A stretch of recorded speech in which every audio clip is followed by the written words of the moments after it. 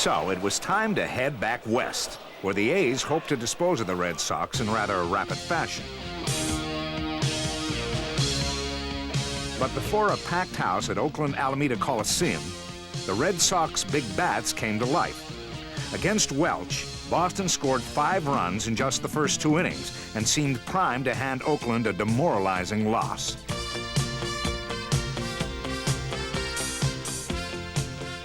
But McGuire wasn't used to getting bashed and had his eyes on a comeback. He delivered in the bottom of the second with a leadoff home run. 1 run later, it was the Red Sox who were on the defensive, and keeping them there was Carney Lansford. Lansford swings, high drive, deep left field, it's going, home run, Lansford, holy Toledo! 1 inning later, Ron Hasse hit a 2-run homer to give the A's a 6-5 lead, and they never looked back.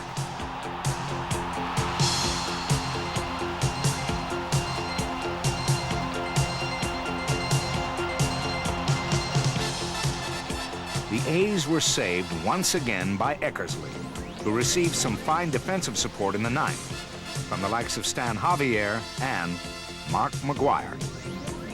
1 batter later, the A's had a 10-6 victory. Winder, pitch. He struck him out, and the A's win to go up 3-0. Well, Carl Yastrzemski, one of the most alert base runners in the game of baseball. Look at the determination on his face. The playoffs with Oakland began with the Red Sox challenging the A's at every opportunity, and they didn't let up till the sweep was complete. New heroes appeared every day, but for these 3 games, Captain Carl was the Yaz of 1967 all over again. And once again, it was something to see.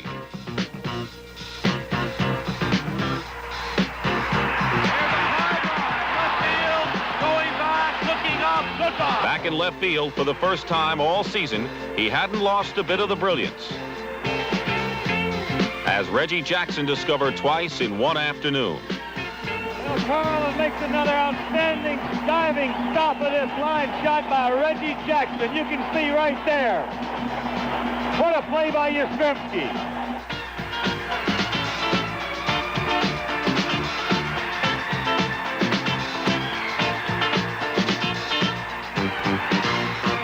It must have been Veterans Days all through the Oakland series, for Rico Petrocelli, one of the other remaining 67 heroes, stepped into the spotlight again. And the sure Petrocelli hands that have steadied the hose for so many seasons were there again. And then there was this slow bouncer to Denny Doyle. Doyle goes to first. It's over. It's over. The Red Sox win the pennant. The Red Sox. Nobody gave a plug nickel for their chances in the spring. They defied everybody. They won the division title. A young team that never gave up. For Oakland manager Tony La Russa, he's starting to believe that his dream can come true. As the A's look for a sweep in the American League Championship Series, a feat never accomplished in a 7-game series. Last night, his troops displayed power. Power and more power as they overcame a 5-0 deficit. And the man they call Eck, with a series record 3 saves thus far, closed it out. Jubilation in the Oakland dugout. As twilight loomed over the San Francisco Bay, the sun began to set on the season of rookie manager Joe Morgan and his Red Sox. Dejection. Frustration. Disappointment. Possible elimination. The Red Sox, with just 1 win in their last 2 weeks of baseball, are hanging by a thread. Can they possibly regroup and pull it all together? For the Red Sox, it must be today. From beautiful Oakland, California, it's Game 4 of the American League Championship Series. Hi, everybody. I'm Gary Bender, and welcome to Game 4. The A's trying to become the first team to sweep a 7-game series. They are one step away from their first World Series since 1974. Dave Stewart will try to close it out today. He pitched very well in game number 1. Bruce Hurst, the left-hander for the Red Sox, who also was very effective in Fenway Park, will try to halt the drive to the American League pennant. We'll be back with more of that later. There's been a lot of intertwined stories in this series. One of them is Dave Henderson, a former Red Sox now playing for the Oakland A's. He had a career year in the regular season, but he's continued to play very well in the ALCS. Last night in Game 3, Dave Henderson hit a home run to break the game wide open for the Oakland Athletics. Henderson always seems to find a way to capture the spotlight, good or bad, in the playoffs. As a Boston team member in the unforgettable 1986 League Championship Series, the Red Sox were down 3-1 against the Angels. In Game 5, Bobby Gritch's ball grazed Henderson's glove as it went over for a home run. But in the top of the ninth, Henderson sparked Boston's comeback with a game-winning home run of his own. The fans were ready to come on the field. You know, that was my last strike, and when I hit the ball, I knew it was out of the park, and all the jumping and all that stuff, it wasn't planned. It was just pure joy, and I was just happy that, you know, put us ahead and we win a ball game. And in Game 2 in this series, playing against his former teammates, Henderson made a great catch in center field.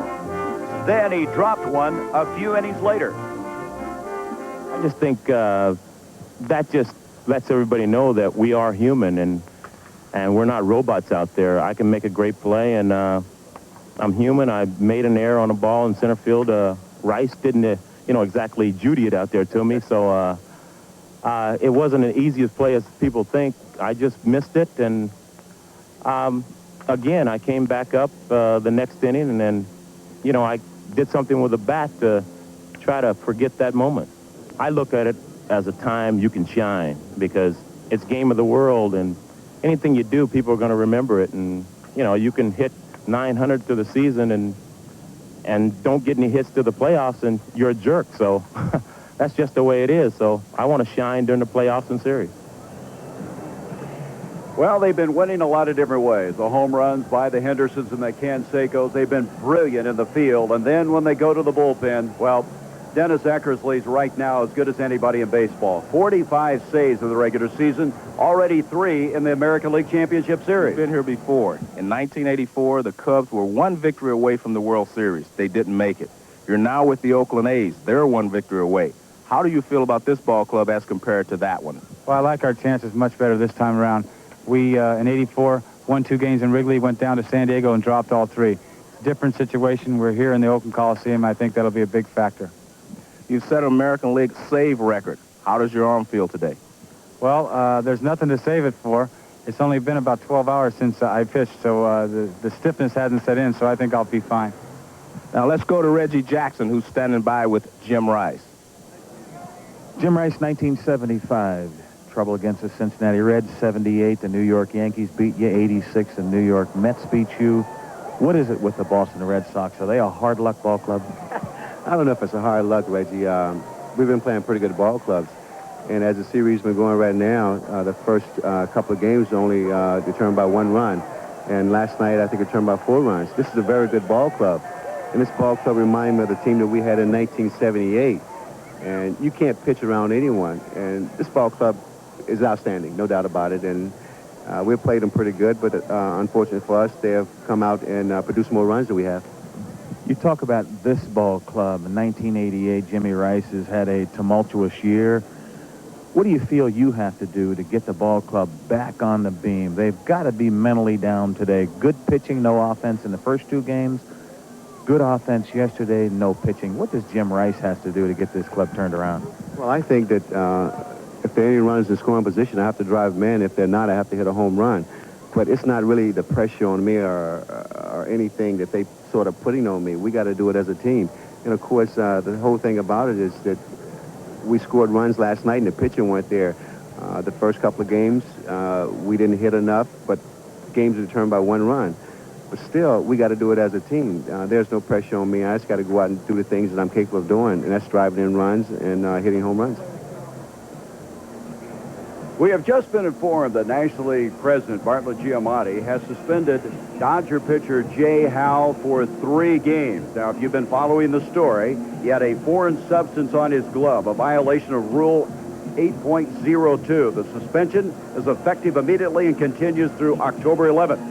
Here's the statement from the president. He says, while there must be no doubt as to my view of the seriousness of this infraction, in the course of the League Championship Series, I have attempted to balance all the elements of this decision, and I do not want to see a championship ultimately decided for fans and teammates. If the LCS goes 7 games by the accident of one man's mistake, therefore, Mr. Howe would be eligible to pitch should there be a 7th game. That was a statement by Mr. Giamatti.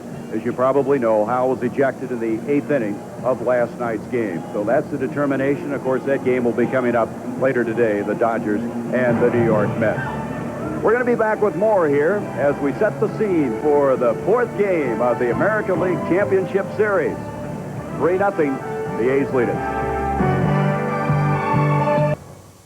48,000 plus on hand here at the Oakland Coliseum. Game 4 of the American League Championship Series between the Red Sox and A's. Speaking of the Red Sox, you talk about a fan. Horace B. Davis is 90 years old. He was at the 1912 World Series as a young boy in Fenway Park, the first year they played baseball in Fenway Park. A professor of political science, he does a little reminiscing for us.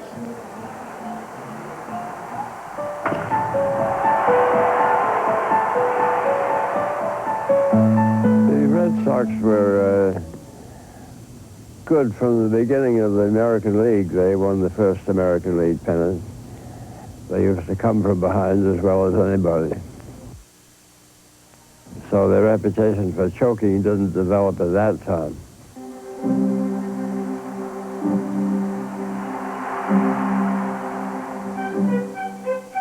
Okay. 2 out, 2 on, 2-0 Boston, top of the 7th. Hit high in the air to left field. Going to the corner, Yastrzemski.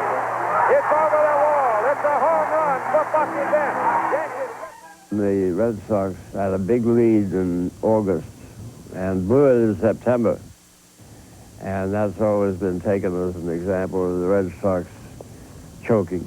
I don't think we choked. We won 99 ball games, and the team that beat us, the Yankees, went to a World Series and won the whole thing. We had the 2nd best record in baseball, next to the Yankees. No one talks about the Yankees playing 720 baseball from August on. And the pitch by Stanley, and a ground ball, trickling. It is a fair ball. Hit by Buckner, rounding third night. The Mets will win the ball game. The Mets win. They win. That game was one that will go down in history as a case of the Red Sox choking, and they can't get away from it. The 88 Red Sox season started in turmoil. Wade Boggs captured the headlines, and rumors abounded regarding manager John McNamara's status.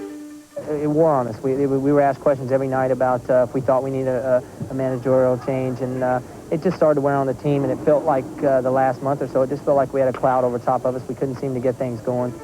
The Sox were fighting to stay at 500 and fighting amongst themselves. They were 9 games out of first place in the All-Star break. The day after the All-Star game, John McNamara was let go, and third base coach Joe Morgan took over the club. On July 20th, Morgan pulled Jim Rice out for a pinch hitter. Rice shoved the Red Sox skipper and was suspended. He doesn't let the players decide what moves he's going to make. He makes the moves, and the players have to like it. He's a gambler. He's not your basic sit-back manager and just let the game go on. You know, I just try to get them to believe in themselves a little more, that they were a much better team that they were playing. Maybe not a first-place club, but certainly we could move up the standings. Under Morgan, the team gelled, won 24 straight at home, and by August 3rd, tied the Tigers for first place. The Red Sox pulled out the season. They didn't collapse against the Yankees, and despite their lackluster final week, won their 2nd division title in 3 years. We've shown people that the 1978 thing with the collapse with the Yankees is all behind us. We beat the Yankees 5 out of 7 going down the stretch. We've shown people that this team is a team that can play, and hopefully we'll lift that one big monkey off our back now and win a World Series. I still root for them. Horace Davis, his great-grandson, is with him, Evan. Horace Davis, who lives in Oakland in the winter and Cape Cod in the summer. He's got the best of two worlds as he roots for the Red Sox and hopes that the sweep, in fact, does not occur. Back with Joe Morgan and Reggie Jackson, also the playing of the national anthem when we return to the Oakland Coliseum. All right, let's now look at the starting lineups. Let's begin with the Red Sox. Ellis Burks, who leads off for the second game in a row. Marty Barrett will be at second base. Wade Boggs at the third position. Greenwell in left field. Rice is the DH. Dwight Evans will be in right field. Rich Gedman catching. Jody Reed the shortstop. And for the first time, Larry Parrish starting at first base. And the Oakland defense will have Jose Canseco in right field. Dave Henderson is in center field. And for the fourth day in a row, a different left fielder. Dave Parker's in left today. Mark McGuire is at first base. Gallego is at second base. Walter Weiss will be the shortstop. Carney Lansford is at third base. Terry Steinbach will do the catching. And Dave Stewart is on the mound. Stewart in game one went 6 1/3 innings. Gave up 1 run, 5 hits, struck out 6 and walked 3. With the inside pitch, Milwaukee Brewers, Paul Molitor. Dave Stewart here in Oakland might be a little bit more of an aggressive pitcher. The ball doesn't seem to carry as well as Fenway Park, so he might be able to get away with a few more high fastballs. He still has that 94 to 95 mile an hour fastball to complement that tremendous forkball. So if he can keep those Boston hitters off balance, it's going to be a good ball game for Dave Stewart. Stewart, back-to-back 21 seasons, the first since Catfish Hunter. The umpires for this game, Grade Kosk will be behind the plate. Ken Kaiser will be at first base. John Shulak at second. Don Dinkinger at third. The left field umpire will be Ted Hendry, and Tim McClellan will now be in right field. Just an outstanding day for baseball as Joe Morgan hoping to continue this series. If you look at the weather, 73 degrees, and it's one of those days that they brag about here in the Bay Area. Well, Joe, this Red Sox ball club has really got their work cut out for them now. Well, I think they need a start like they had yesterday, where they score some runs right away. They do not have to score 5 runs, but I think they need to get on the board first today in order to have a chance against Oakland. Ellis Burks leads things off, fouled it back. He started out so well for this ball club. He led off with a base hit, came back with a hit his second time up. In fact, for the night, he went 2 for 4, scored 2 runs, and batted in 1. Burks swings through it, and the count is 0-2. He's been hitting the ball hard all series. Even the last time he made an out last night, that was when Walter Weiss went behind second base and made the great play on him. 1-2 to Burks, and knocked down by Lansford, and dug out by McGuire. You almost come to expect outstanding defensive plays by the Oakland A's. There you see Carney Lansford, and he makes 1 step and a dive. Nice play. The ball was hit sharply, so he has time to get up and throw Ellis Burks out. And there you see McGuire making the stretch. This ball is hit very sharply. You see the reaction time by Carney Lansford. 1 step and a dive. That's all he had time for. We had some outstanding plays by McGuire. We had him with Gallego and Weiss, and now we start this game out with Lansford here at the top of the first. Marty Barrett 1 for 4, his first base hit of the series yesterday. In great contrast to '86 when he was the American League Championship Series most valuable player. Strike call, 1-1. I think that play that Lansford made is the kind of thing that the Red Sox want to stay away from, because that continues you thinking in the dugout, uh-oh, it's not our day, it's not our week. They've got to change that by getting some base hits and driving the ball past them. 1-1 on Barrett. That'll be fouled back. And it's so interesting, too, Reggie, to tag on to your thought. These guys, the Red Sox, jump to a 5-0 lead. What does that do to you when you jump out on top and then they come roaring back and beat you 10-6? Well, you think that snowball is just going to run you right over, and you start to think guys like Rice and Evans and Stanley say, hey, it happened to us in 75, 78. It's happening again. Rice has to play that one off his chest, and there's 2 out. You start playing with the mind, Gary. You know it can be a very, very difficult thing to come back from. That'll bring up Wade Boggs. Boggs had a good game yesterday. Went 3 for 4, had 2 RBIs. So moving down third in the order certainly seemed to help this American League batting champion. High and outside for ball 1. Oakland trying to complete the sweep and head on to the World Series. The Red Sox would like to extend it, get Clemens to pitch tomorrow, and somehow get back to Fenway Park. It's interesting to note that Dave Stewart seems to be throwing a little harder than he did in game 1. But when you come to a guy like Boggs, all of a sudden you try to spot the ball, and he didn't have as much on the first 2 pitches. Now he comes back 2-0 and he turns it loose again. I think he has a little better fastball today than he did opening day. That last one was a 93-mile-per-hour fastball to kind of back up what you're saying. Count now 3-1. Stewart grew up in the Oakland area. In fact, he grew up 7 blocks here from the Coliseum. So he has come home, and what a performance he has put on this season. 3-2. 3-2 to Boggs, and he walked him. So with 2 down, Boggs is at first base, and Greenwell coming up. Oh, it's interesting to me, Joe, the last few years that coaches and teams have started having their pitchers go to 5 days every 5th day rather than every 4th day. When I came up, it was very common to see a pitcher go 300 innings, 350 innings. Guys like Mickey Lolich, Catfish Hunter, they did it all the time. Tom Seaver. Now when a guy goes 275, 80 innings, he can lead the league. He starts Greenwell out with a strike. You know, back in those days, they never heard of the rotator cuff injury. They never heard of tendonitis or any kind of thing. They put a little hot stuff on the arm, little analgesic bomb, and said, hey, go get him, partner. Left field, that could be trouble. Parker hustling over, can't get to it. Rounding second, on his way to third goes Boggs. Having trouble is Parker, but he gets it back in, and we have runners now at second and third. So Dave Parker playing left field for the first time in this championship series, and every move that he has made, Tony La Russa in left field has worked. You might recall Polona, and also last night Javier did We're going to get a chance job here to see Boggs. When he goes to third base, watch him slow up. He's not running to go home there. See right there, he slows up. Now Parker makes the mistake out there, and he can't turn it on again. If he was running full speed, Reggie, they may have had a chance to send him home on that play. I think he may have been able to score, Joe. You're right. Right.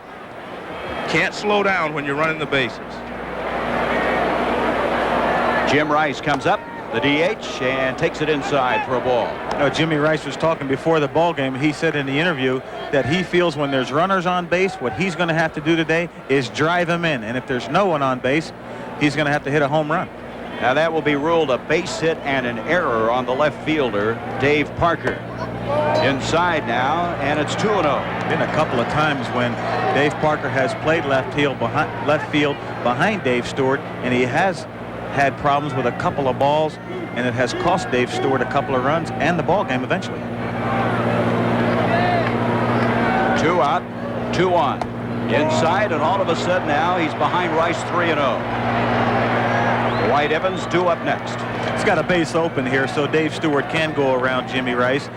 He may have a better record against White Evans than he does Jim Rice. He'll say, hey, I'm going to go around Jimmy. I got a base open. I can play with him a little bit. 3-0 to Rice, and he gets it over. Rice taking, and the count goes to 3-1. I think he started out with every intention of getting Jim Rice out, Reggie, but when he got behind in the count, like you said, he realized there's a base open, so I have to still make a good pitch. 3-1 to Rice, fouls it back, so after going 3-0, he's run the count full. The situation, a lot of people would say, hey, why wasn't he swinging 3-0? He knows he's going to lay it right in there. They also know that Jim Rice have trouble picking up this kind of a fastball, 95, 93 miles an hour plus. And hey, he has been wild. He's already thrown 3 balls. Let's take one. 3-2, 2 out, 2 on. He walked him. And so Rice is the second man to be walked to the inning. The bases are loaded, and that'll bring up Dwight Evans. Reggie, you bring up a good point there at the fact that Jim Rice hasn't been able to handle a real good fastball lately. Well, then why do you hit him 5th and hit Dwight Evans 6th? Because Jimmy Rice has been swinging the bat better in the month of September. He's had more success. He hit 5 home runs in the month of September. So I'm sure that Joe Morgan has him hitting ahead of Dwight because he's got a hot bat. Evans 1 for 2 last night with a chance to really do some damage here in the top of half of the first inning. 0-1, so Stewart, who in previous games of the Red Sox said his biggest problem was control. He walked too many batters. He's always had trouble early in a ball game, and settling down has been his thing that he tries to overcome, is trouble, usually in the first few innings. Foul back, and it evens at 1-1. And again, here is a team that led the American League in base on balls. They've got a good eye. 1 ball, 1 strike to Evans. 2-1.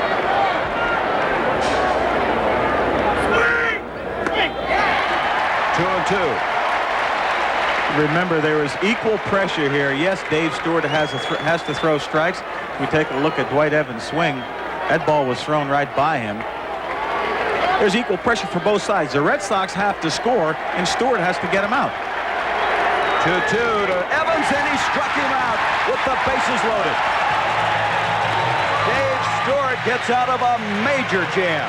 No score in the top of the inning. The A's coming to bat.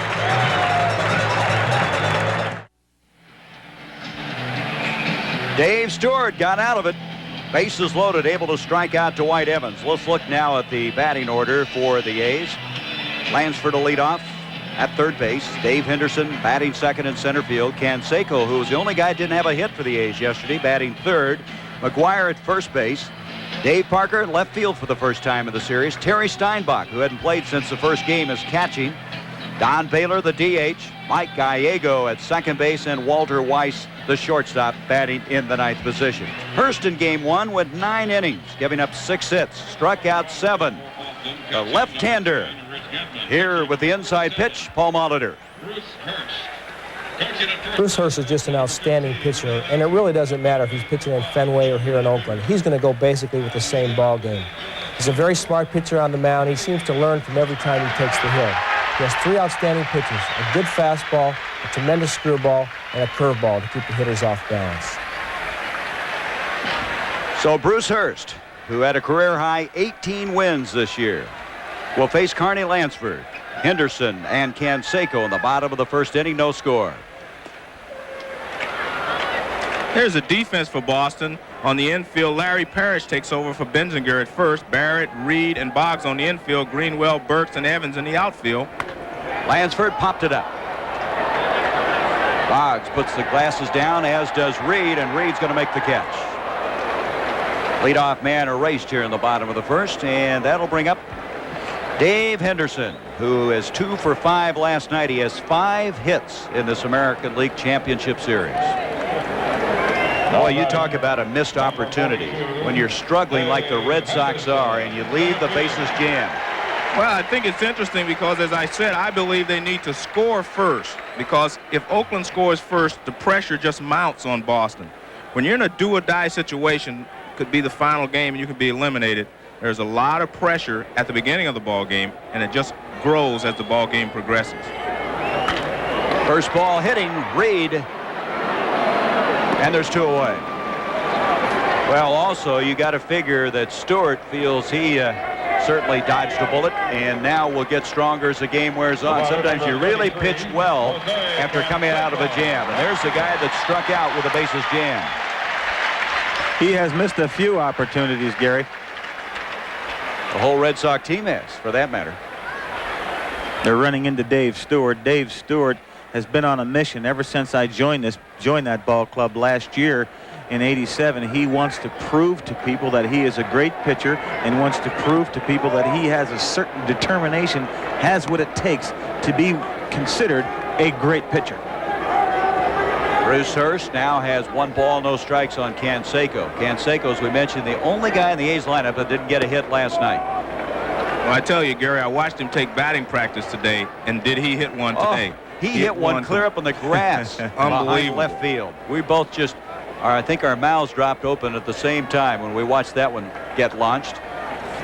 Big swing, and the count goes to 2-1. He's only got 5 hits off Bruce Hurst this year, but 4 of them have been baboombas, home runs. Well, his only 2 hits in this series have been home runs.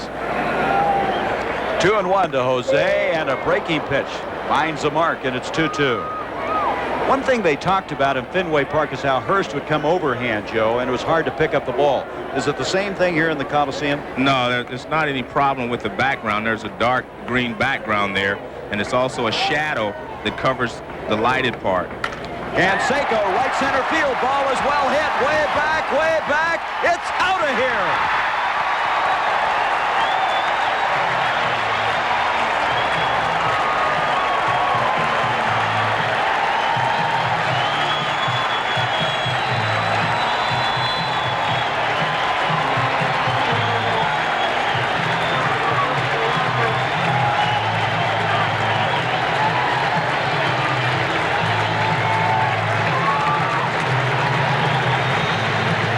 That is something that you did not want the Oakland A's to do if you were a Red Sox. Take a look at this swing. Jose stays right on the ball, drives right through it. You see him watch it all the way, even after he hits it, right through that ball, driving it to right center field.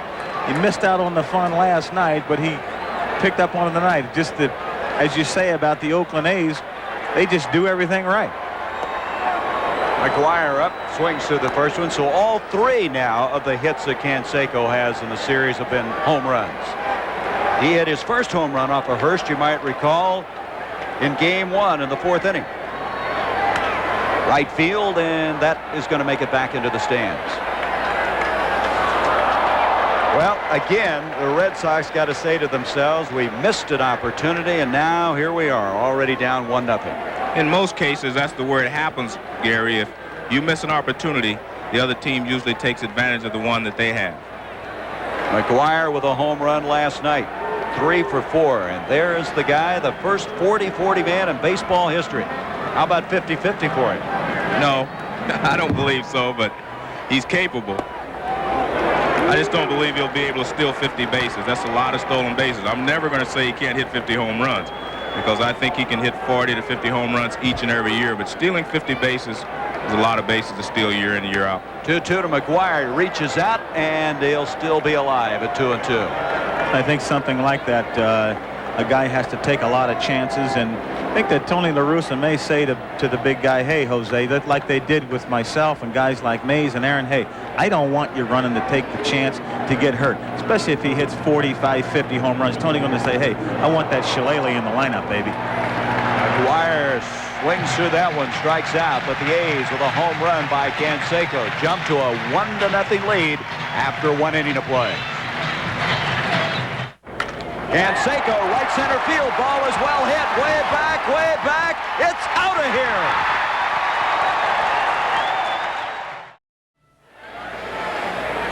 Joe Morgan and the Red Sox trailing 1-0 as we go to the top of the 2nd inning, as Gedman will lead things off, followed by Jody Reed and Larry Parrish. If Joe Morgan knows this stat I'm going to give you, he must be even more discouraged trailing in this game as Gedman swings through it. In the regular season of play, when the A's scored first, their record was 67-18. When they didn't, it was 37-40.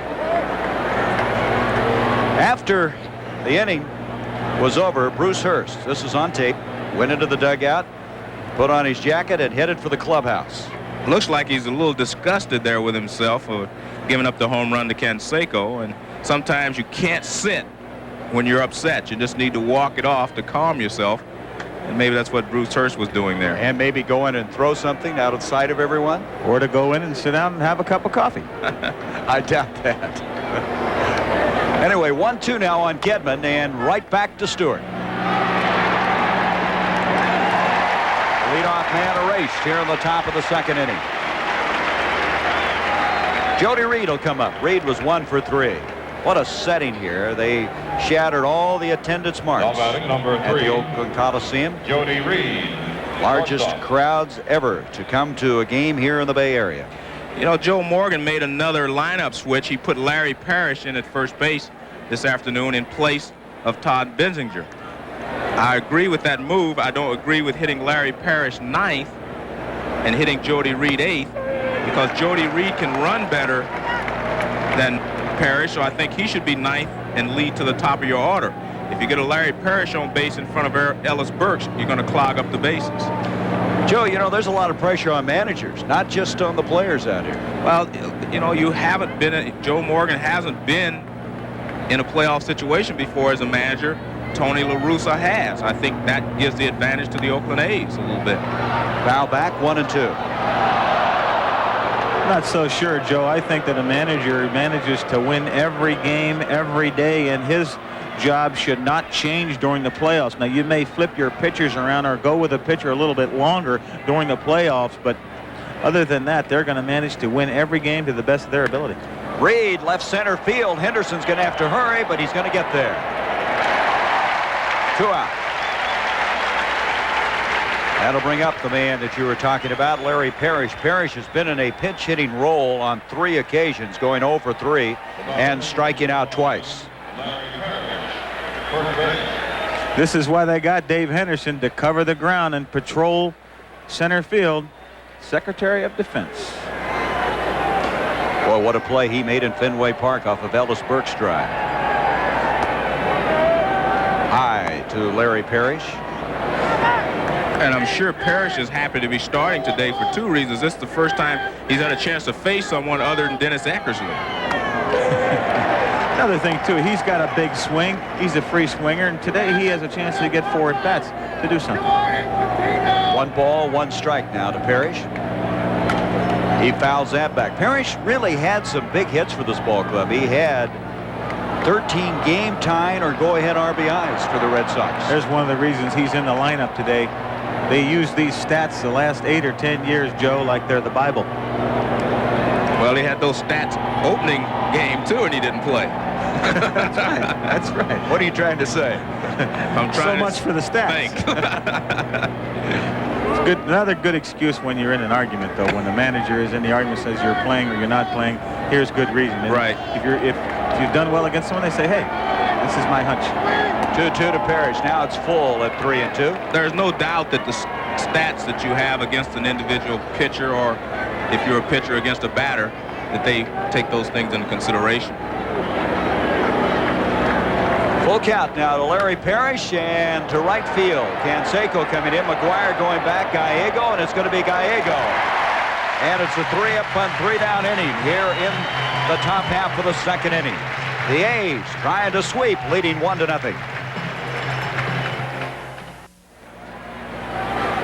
San Francisco Bay, the panoramic view as we go now to the bottom of the 2nd inning. Dave Parker to lead things off. Terry Steinbach and Don Baylor against Bruce Hurst. Parker playing left field. He'd been in a DH capacity early in the ball game, and there's a lot of thinking that goes behind that. They wanted Baylor in as a DH, but had to play Parker in the outfield. Well, I think it hurts you a little defensively in left field, because Javier, as we mentioned yesterday, may be their best defensive outfielder, and also Tony Phillips has done a good job in the outfield. So they had other choices if they wanted to go with defense, but they wanted Baylor's bat in the lineup, and the only way to do that was to put Parker in left and let Baylor be the DH. He wanted Dave Parker's bat in the lineup. Tony La Russa told me last night. 1-2 on Parker, and it's even now 2-2. He said he had a feeling. He didn't say he had a feeling. He said he knew Dave Parker was going to have a good day today. I tell you, Tony hasn't been wrong very often. Well, that's not what he had in mind. Yeah, next time, right? That's the 2nd strikeout of the ball game now for Hurst. Tonight on ABC, baseball excitement continues. The Dodgers and the Mets. Game 4, beginning live at 8 o'clock Eastern. Probably heard earlier in this telecast, Jay Howell has been suspended for 3 games. Would return for the 7th game, if there is one. You guys have any feelings about that one way or the other? Steinbach up at the plate, ball 1. In reading the prepared statement, I didn't quite understand one part of it. It said, if the LCS goes 7 games, by accident of one man's mistake, they did not want to penalize the whole team. That's what a team is. Each individual is part of a team, and if you do something wrong, it penalizes the whole team. Steinbach playing for the first time since the opening game. He was 1 for 2 in that, and the count evens, makes it 2-1 rather, on Steinbach. You know, it's very difficult to go against the authority. Bargiamatti has a reputation of being severe with his penalties, a la Pete Rose. Jay Howe was wrong. What can you say? It's sad. We all agree with that. With all the arguments, everyone has a good side, a good case. He's right, he's wrong. We all have to agree that it is a sad case. Sad something. It's sad it had happened. 3-1 now on Steinbach. Bottom of the second inning, 1-0 Oakland. And Steinbach's aboard. 1 down and 1 on, and here comes that other half of that veteran duo we're talking about, and Dave Parker. Renee Latchman, last-minute instructions to Steinbach. Steinbach with that flap on his hat comes as the end result of a thrown ball that hit him in the eye, and he was sidelined for some time.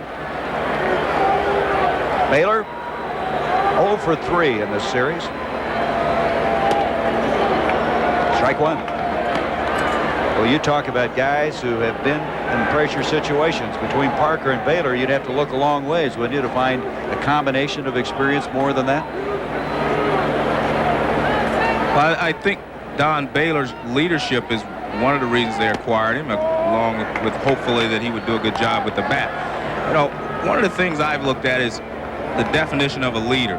See, a leader is not the guy that always gets the base hit in the 9th inning to drive in the winning run. He's not always the pitcher that strikes out the guy with the bases loaded to save a ball game. A leader is the guy that everyone else on the team knows that he thinks of the team first and himself second. That's the role of a leader. There are a lot of guys that sit on the bench and say, let's go, when the team's behind.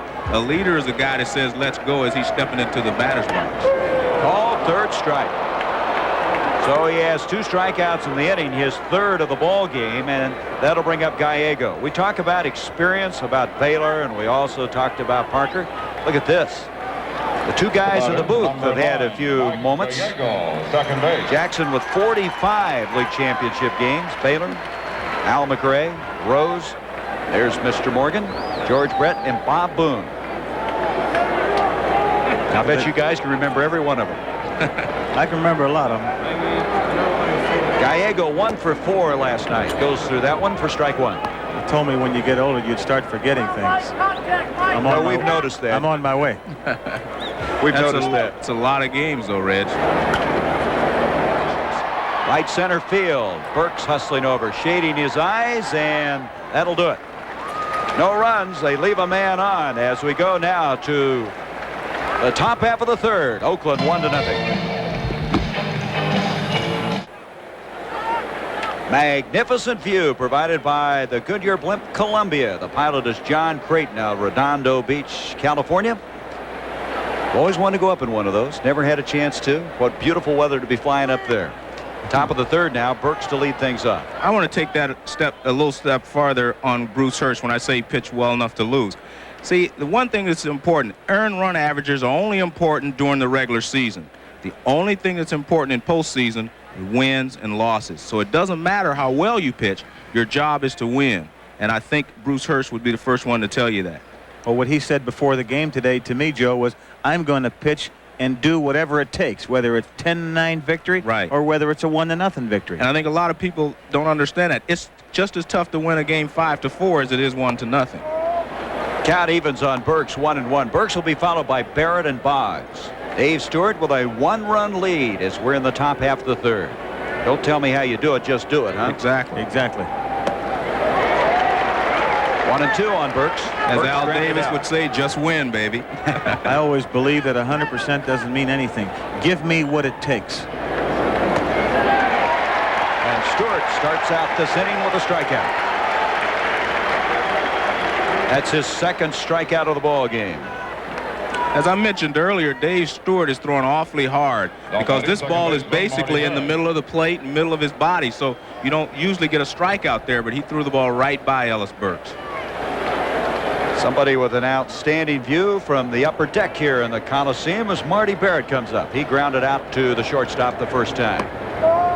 Well, that's that old cliche again, I guess. You let a guy off the hook, and they left Stewart. Gotta let him get off that hook in the first inning. And boy, he has been solid since then. 2 balls, no strikes on Barrett. After he got out of the jam, he retired the side in order in the second and has got the leadoff man here in the third.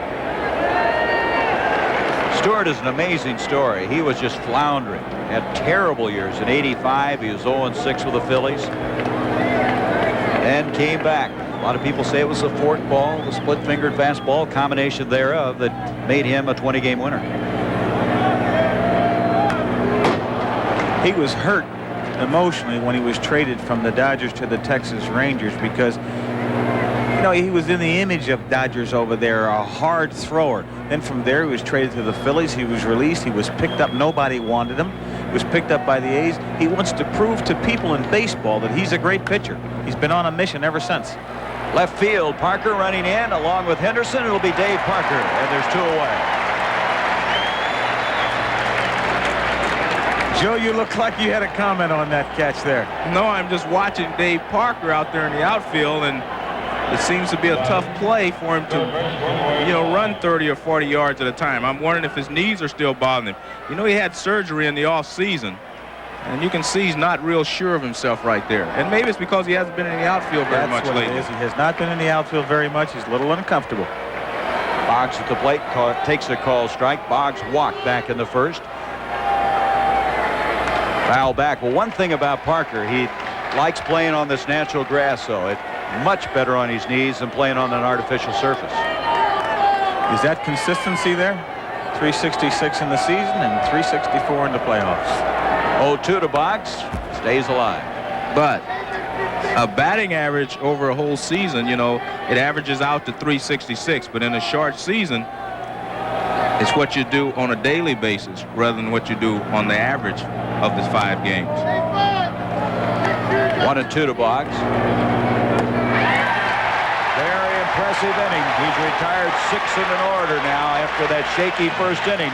The A's lead it 1-0 as we go to the bottom of the third. Gary Bender, Joe Morgan, Reggie Jackson. Bottom of the third, the A's 1-0 as Walt Weiss will lead things off. Lansford and Henderson to follow. Weiss, the switch hitter, going around now onto the right-hand side against the left-hander Bruce Hurst. There's been another Weiss that played very well in the championship series a few years ago. New York Mets. Al Weiss. That's a fly ball to deep left, and Buford breaks back now, and it's going, and it is gone for a home run for Al Weiss. And the score is tied at 3-3.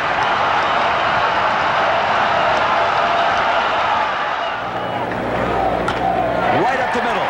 Base hit. I was just about to mention that they had the defense spread out. Now that comes from the defensive charts that the Boston Red Sox have, but they were giving him the middle of the diamond. The second baseman was well over to the right side, and the shortstop was playing in the hole. Something must have backfired. Of course, that all depends again on how Bruce Hurst is going to pitch to Walt Weiss.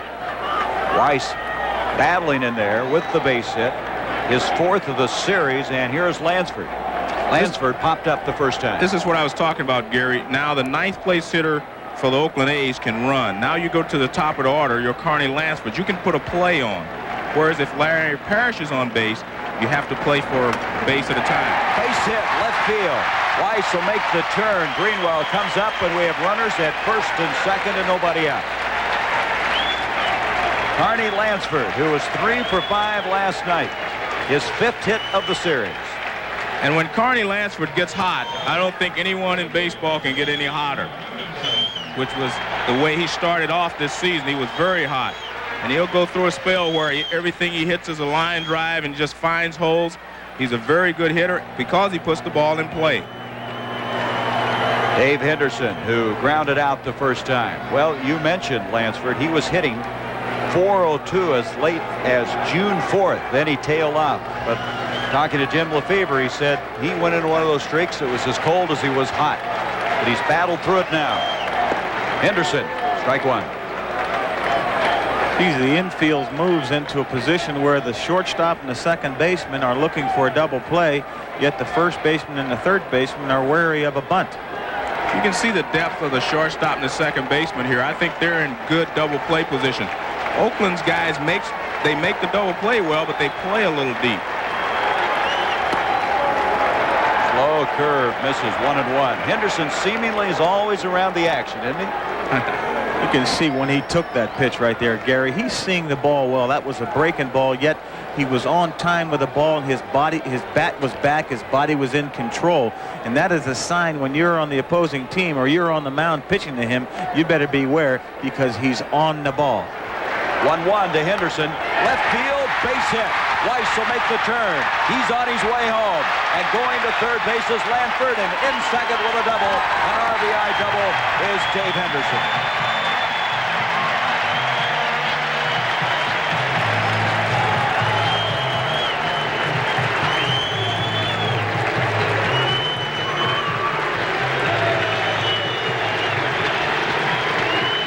Here's a pitch. It's a fastball mashed into left field right down the line. Dave Henderson on the ball. When they throw him the breaking ball, they throw him a fastball, he still stays on the ball. Swinging the bat well, and the Oakland A's have it heading downhill in their direction. And now Bill Fisher is going to come to the mound. That's the third RBI of the series for Henderson. 3 straight hits. Started with a base hit by Weiss, Lansford, and now a double by Henderson. 2-0 Oakland. And with the fact that first base is open, I think Bill Fisher wants to talk to Bruce Hurst and make sure that he does not make a mistake with Jose Canseco. Let's go back to Canseco in the first inning. It was a pitch down and in, and he really drove it to right center field. It just shows the amount of power that he has. He can hit the ball out in any part of this ballpark. Power from alley to alley. Canseco up with runners at second and third. 1 run is in. There's nobody out. Bottom of the third, and that was the cut. He just didn't make contact. I'm going to be very surprised if they pitch to him in this situation. They've got a base open. There isn't anybody else, but I certainly look for them to go around him. Well, they didn't go around in the first pitch. They went right after him. I think you have to decide. Either I'm going to walk him or I'm going to go after him. I think you have to make that decision. I don't think you can say, I'm not going to give him a pitch to hit. High pop-up. Short left field. Reed going back.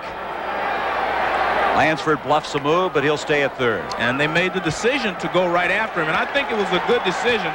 Not because they chose to pitch to him, but they made up their mind. They said, we're going to go after him, and if he hurts us, he hurts us. I think you either have to do that, like I say, or put him at first base. When you start trying to not give him a good pitch to hit, I think it's when you really make mistakes. Well, Hurst is a long ways from getting out of this one. He still has McGuire up. Parker to follow, and they're going to put him on. Well, this just tells you that he thinks he's capable of having more success with Canseco than he does McGuire, but here's a left-hand hitter coming up in Dave Parker, who does not run well, and they think they have a good opportunity for a double play. Well, I think that's the reason they chose to pitch to Canseco. They say if we can get out of this with maybe 1 run, a fly ball, or whatever, then we'll go ahead and walk McGuire and have a position set up so that we can double up Dave Parker. I think this is very smart baseball. And so McGuire is on. The bases are loaded. 1 out. Parker, who struck out back in the second inning. When Fisher goes to the mound, does he go out and tell Hurst what they're going to do, or does he ask him what he'd like to do? Well, knowing Joe Morgan as I've come to know him the last few days, he tells him what to do.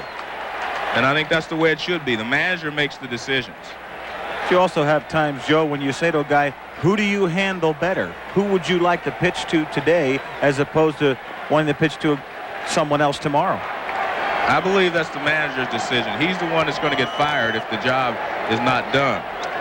Well, this could make Tony La Russa profit. He had a strong feeling last night that Dave Parker was going to do something good with the bat.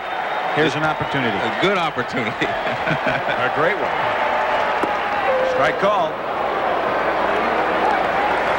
Players get up in age. Dave Parker is 36, 37 years old.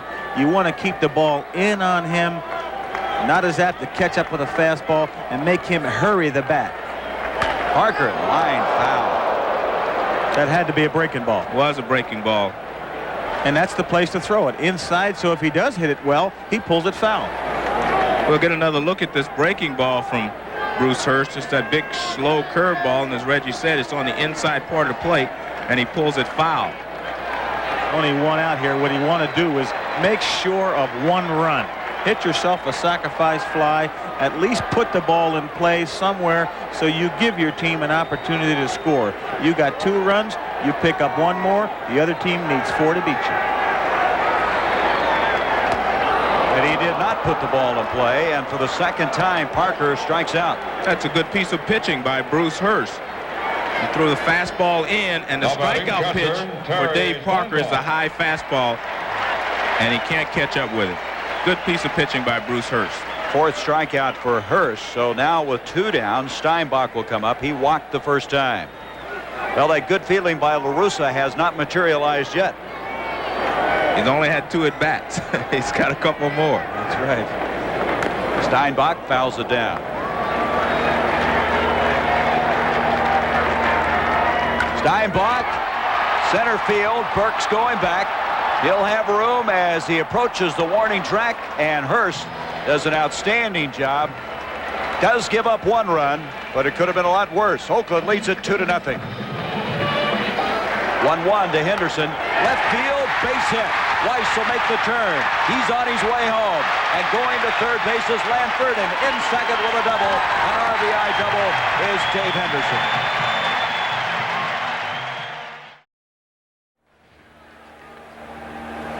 Top of the 4th. The A's lead at 2-0. Greenwell up. He has the only base hit thus far for Boston and fouls it away for strike 1. Greenwell with the base hit, and then went to second on an error on the left fielder Dave Parker. That is foul to the left side, and Lansford's over to make it. 1 out. Greenwell popping up to Lansford at third base, and Jim Rice, who walked back in the first, comes up. Jim Rice. McGuire coming over. A lot of room here, but not enough to make this playable. And now that is not a good swing on the first pitch. Does not get on top of that ball. He just swings at that ball with his arms. That front shoulder is gone, Joe. And he was a little late. They appeal down the first base line, and he stayed, so it's 1 ball, 1 strike. 1-2, but I asked you the question again. I was in Boston. A lot of the writers, people I talked to, feel that he just can't get around on a fastball now.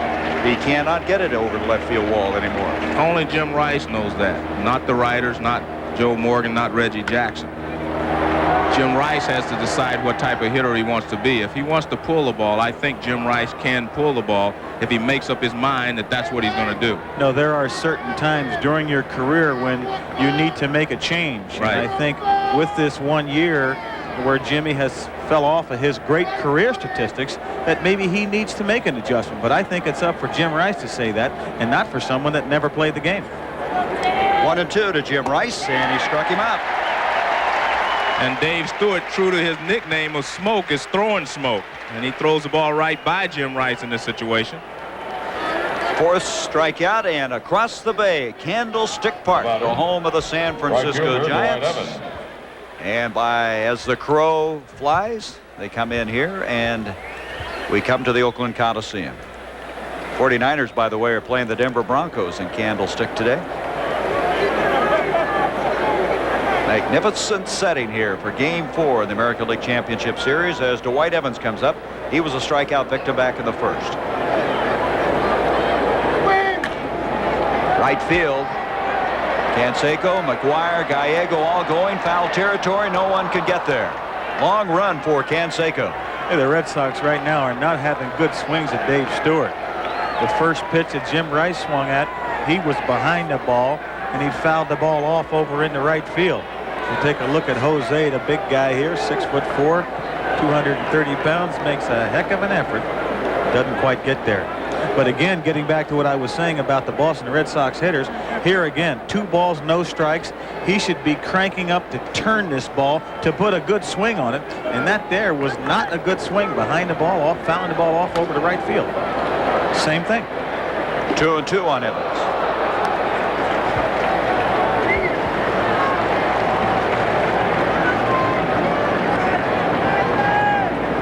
That was a swing that you didn't like, and now Evans this time, third base side. Lansford digs it up. 3 up and 3 down. Stewart has really pitched well since the first inning. We go to the bottom of the 4th, 2-0 Oakland.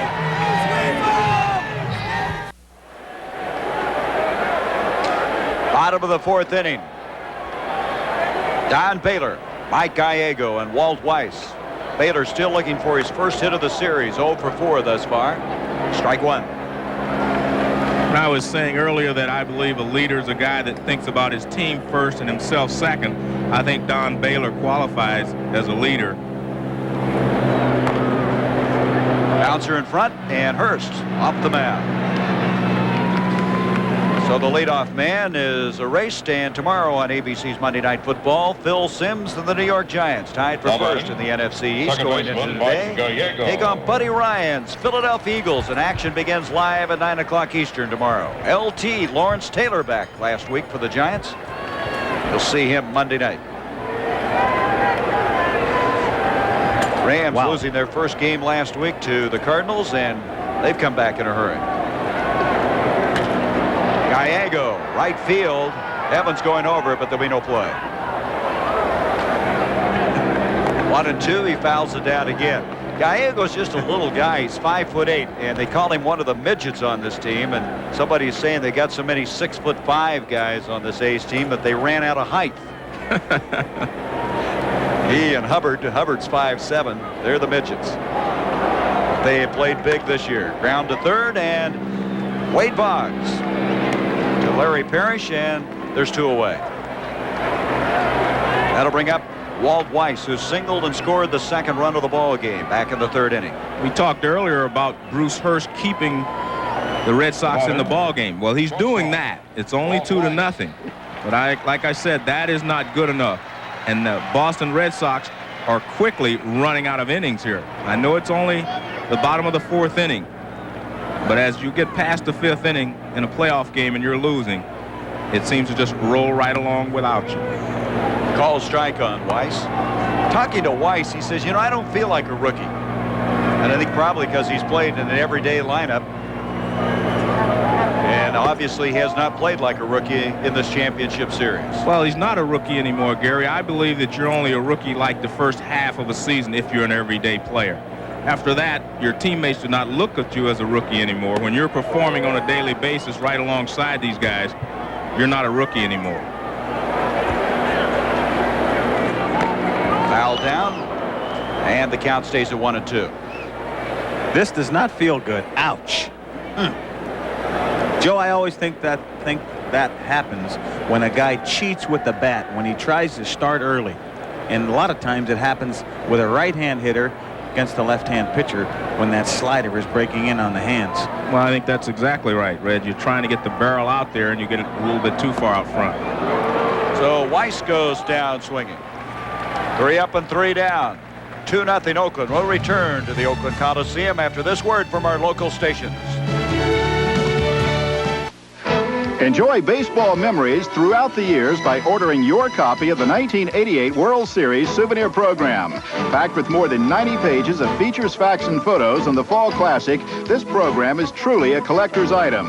Get your souvenir program by sending a $6 check or money order to World Series Program, Box 88, Trenton, New Jersey, 08651. That's Box 88, Trenton, New Jersey, 08651. Be sure to include your proper return address. The preceding message was furnished by Major League Baseball.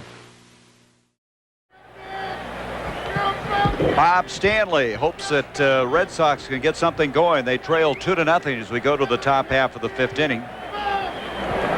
Dave Stewart will face Gedman. He'll be followed by Jody Reed and Larry Parrish. Thus far, 4 hits in the ball game for the A's, 1 by the Red Sox. That was by Greenwell back in the 1st inning. Strike call. 1-1. Red Sox need to make something happen now, because after this inning, the Oakland A's will be on the other side of the ball game. They'll be facing the 6th, 7th, 8th, 9th inning, and the crowd and everyone else will start counting the outs. 1-2 on Gedman. You're talking about how painful it is to foul a ball off your foot as you look at a very pensive Red Sox dugout. This guy, Gedman, broke his right foot when he fouled a pitch off of it on April 10th. So it can be more than just a moment of pain. It can be something that can really slow you. There you see Dwight Evans. He says in his mind, I've been in this position before. Popped up. McGuire almost had a collision with Ken Kaiser, the first base umpire, and he gets there anyway. Dave Stewart seems to be sailing along to me right now. He's very comfortable. He's not laboring at all. He's on top of his motion, and his mechanics are all just right there. He looks very comfortable and tough to handle for the Boston Red Sox. And Dave Stewart's also in a position that he knows all he has to do is go as hard as he can for as long as he can. He does not have to go 9 innings. He knows he's got the eck. Bruce Hurst feels that he probably has to go 9 innings. Last 3 innings, Stewart has retired the side in order, 1, 2, 3, and started off Gedman on a pop out. As Jody Reed comes up, he flied to center field the first time. 1 strike on Reed, and that's a base hit up the middle.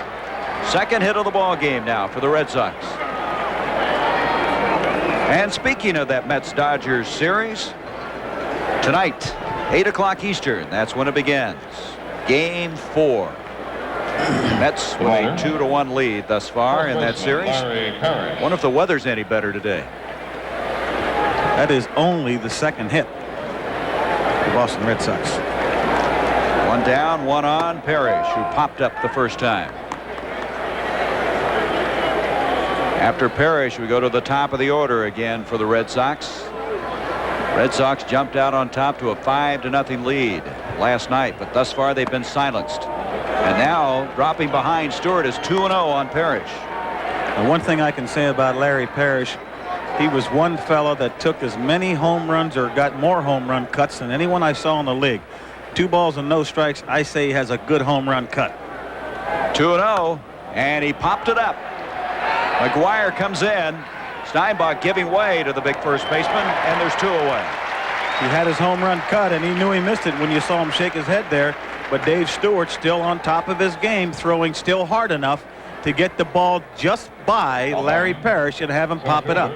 That's the sign that a guy is still throwing the ball well when he has guys popping the ball up. That's twice that Parrish has popped up, and it's twice in this inning now that the Red Sox have popped up. Well, this is the scenario if the Red Sox pull this one out. Game 5 tomorrow, 3 o'clock Eastern, here in the Oakland Coliseum. 2 down. Reed still at first, and Burks fouled it down on the ground, so it's strike 1. Boy, it must have hit his foot again because he is kind of limping around as Parrish not very happy. He knew he had a ball to hit, and he missed it, Gary. You don't get many opportunities like that. When you get one, you've got to capitalize. There is no tomorrow. 0 for 2. That's the strikeout in the 3rd inning and grounded out in the 1st. Burks was hitting the ball so well back in Fenway Park and started out last night with 2 base hits in his first 2 trips. Walt Weiss is there, and he'll run unassisted for the 4th. And that will retire the side. So they get their second base hit, but they can't get any runs. It's still Oakland 2-0. We have a pitching change. Mike Smithson coming into the ball game, replacing Bruce Hurst, who went 4 innings, allowed 2 runs, gave up 4 hits, walked 2, struck out 5. Paul Molitor with the inside pitch on Mike Smithson. Mike Smithson can be effective as a starter or as a reliever. He basically has 2 good pitches, his fastball and his slider, although he will mix an occasional changeup into left-handers. However, this year he's had some trouble with the long ball against the Oakland A's. He's going to have to work the corners a little more effectively this series. Otherwise, he's going to have to watch out for that ball in the nitro zone. Smithson had 13 relief appearances and 18 starts for this ball club. He was not offered a contract by the Minnesota Twins, was signed as a free agent. 33, he is 6'8", but the question I have, gentlemen, Why take out Bruce Hurst? Well, maybe when he went inside, when we had the camera on him, when he went up to seemingly either get angry or frustrated, or whether he was going to have a cup of coffee or whatever, maybe he was tired and maybe he was changing his shirt. I'm sure he just didn't feel well because he only went 4 innings. So it's Smithson now who will try to keep it close. 2-0 the A's. Lansford to be followed by Henderson and Canseco. Lansford, as you mentioned, very, very hot right now. He's swinging the bat so well. He had 3 hits last night, has 1 today. Well, Mike Smithson is a fellow that needs to really have his control going for him because the hot bats of the Oakland A's are just something going to be maybe a little bit too tough for him to contain if he's not on his game.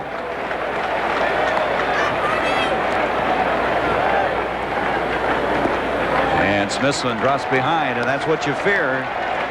Got a guy who's pitching pretty effectively. You come in, the guy can't find the plate. Well, I'm sure there was a reason for taking Bruce Hurst out. We do not know that reason, but I'm sure Joe Morgan had a very logical reason. Lansford taking, and the count goes to 3-1. Joe Morgan, they called him Magic Morgan, turned this ball club around, but there hasn't been anything magical in this championship series. Better call David Copperfield. And that's going to be flagged down by Barrett. 1 down.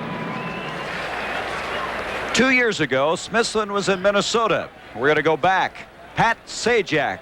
And he's going to introduce? Well, I have our hostess to introduce. Unfortunately, Vanna could not make the trip tonight, so please welcome our hostess, the lovely Mike Vanna Smithson. Here she is, ladies and gentlemen.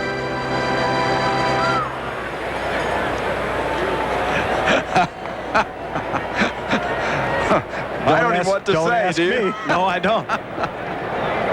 I don't think Vanna White has any competition. Hey, well, what about Vanna? What do you think she feels about that? Oh, all right. 1 down at the bottom of the fifth. Henderson at the plate. Fear not, Vanna. Fear not.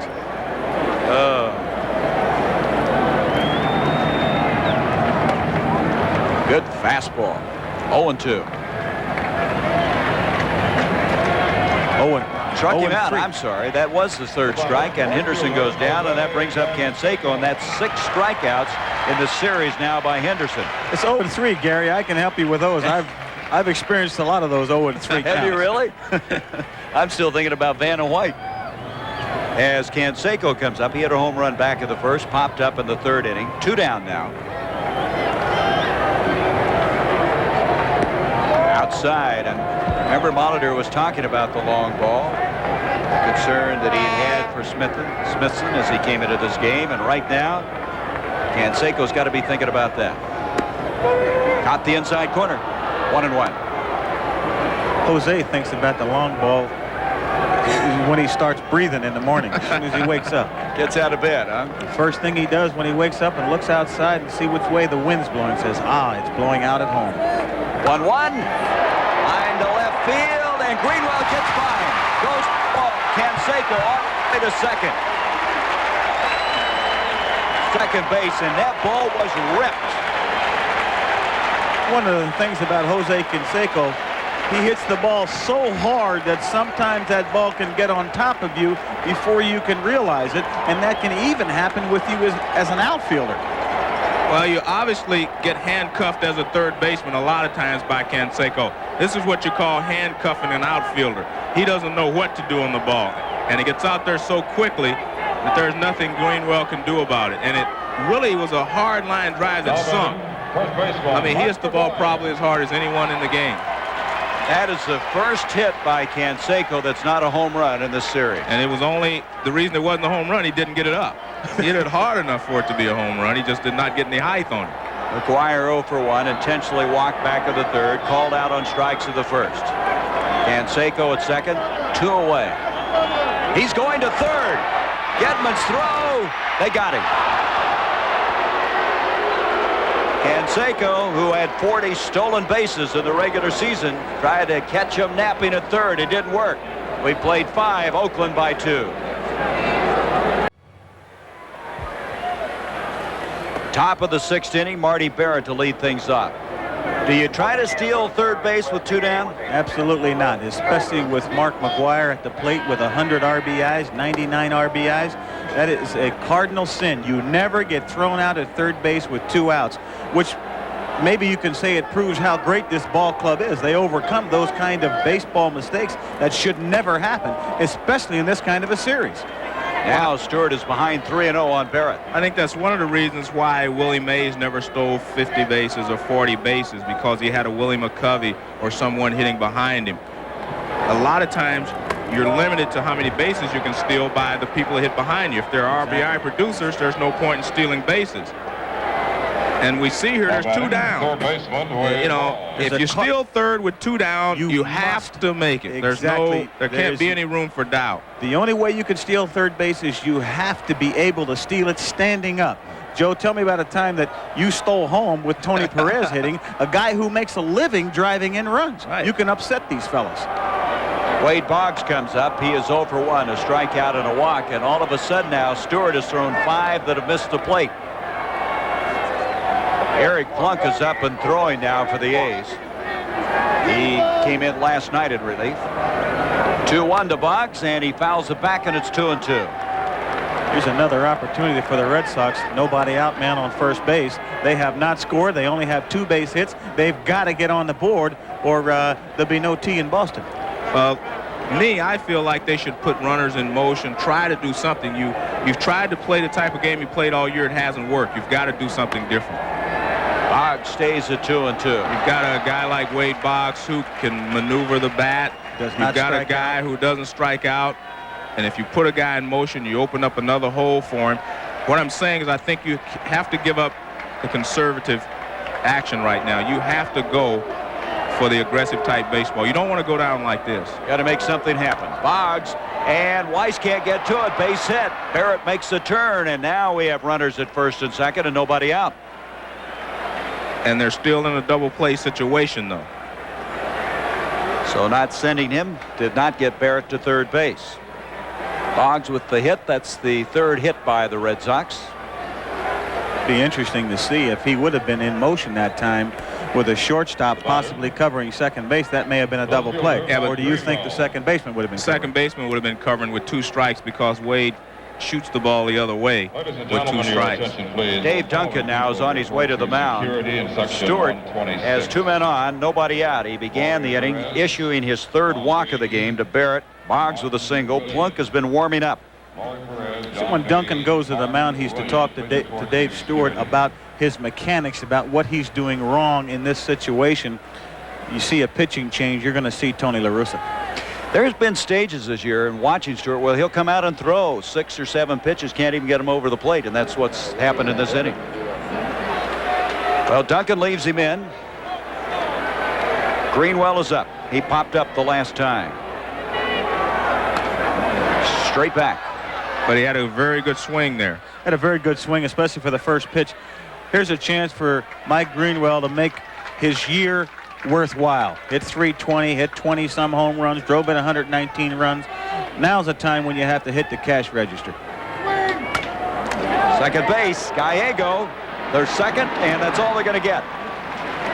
And advancing to third base is Marty Barrett. Pretty tough slide down there at second that time by Boggs. Greenwell chops the ball to the right side. It's in the hole a little bit. Gallego has to move to his left. Now he throws back to his right. And you see Boggs gets close to second base, but Weiss had decided he was only going to take the 1 and get out of the way, and he did so. So the first out of the inning. Runners now at first and third. Rice is up. 0 for 1, a strikeout and a walk. Talk about making your season worthwhile. Rice could do that now, and that's up the middle over the mound. Gallego's got it, throws to first, got him. A run scores, but what a play by Gallego.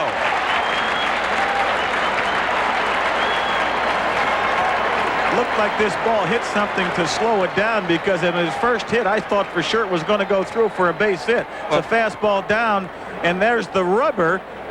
Gets in the way for the Boston Red Sox because that ball had base hit hitting all over it. But look at the play that Gallego made. The first run does score as Barrett comes home. Greenwell is down at second, and Evans will come up. And Evans 0 for 2, and still remembering, I'm sure, that he struck out with the bases loaded back in the first inning. Red Sox having a tough time scoring runs, and now the elements will start to get in the way. The pitching rubber, huh? That was some play, though. Gallego, Weiss, they just continue to be outstanding defensively. Well, that's why they feel that they can carry a fella like him and start him and play him every day in the field, because he turns base hits into outs and ground balls into double plays. It's a 2-1 ball game now. The tying run at second base. Nice stop that time by Steinbach. 1-1 to Evans. 1-2. Is still not swinging the bat well. That ball is a ball that needs to be left into right center field. You need to take the kind of swing that's going to drive it into center field, and he's having a pull swing at that ball. You know, he was 0 for 12 at the end of the regular season, so he came into this championship series not swinging the bat very well. 2-2 pitch to Evans. He struck him out. So some damage is done. The Red Sox are able to pick up their first run of the ball game. 2-1 Oakland as we go to the bottom of the sixth.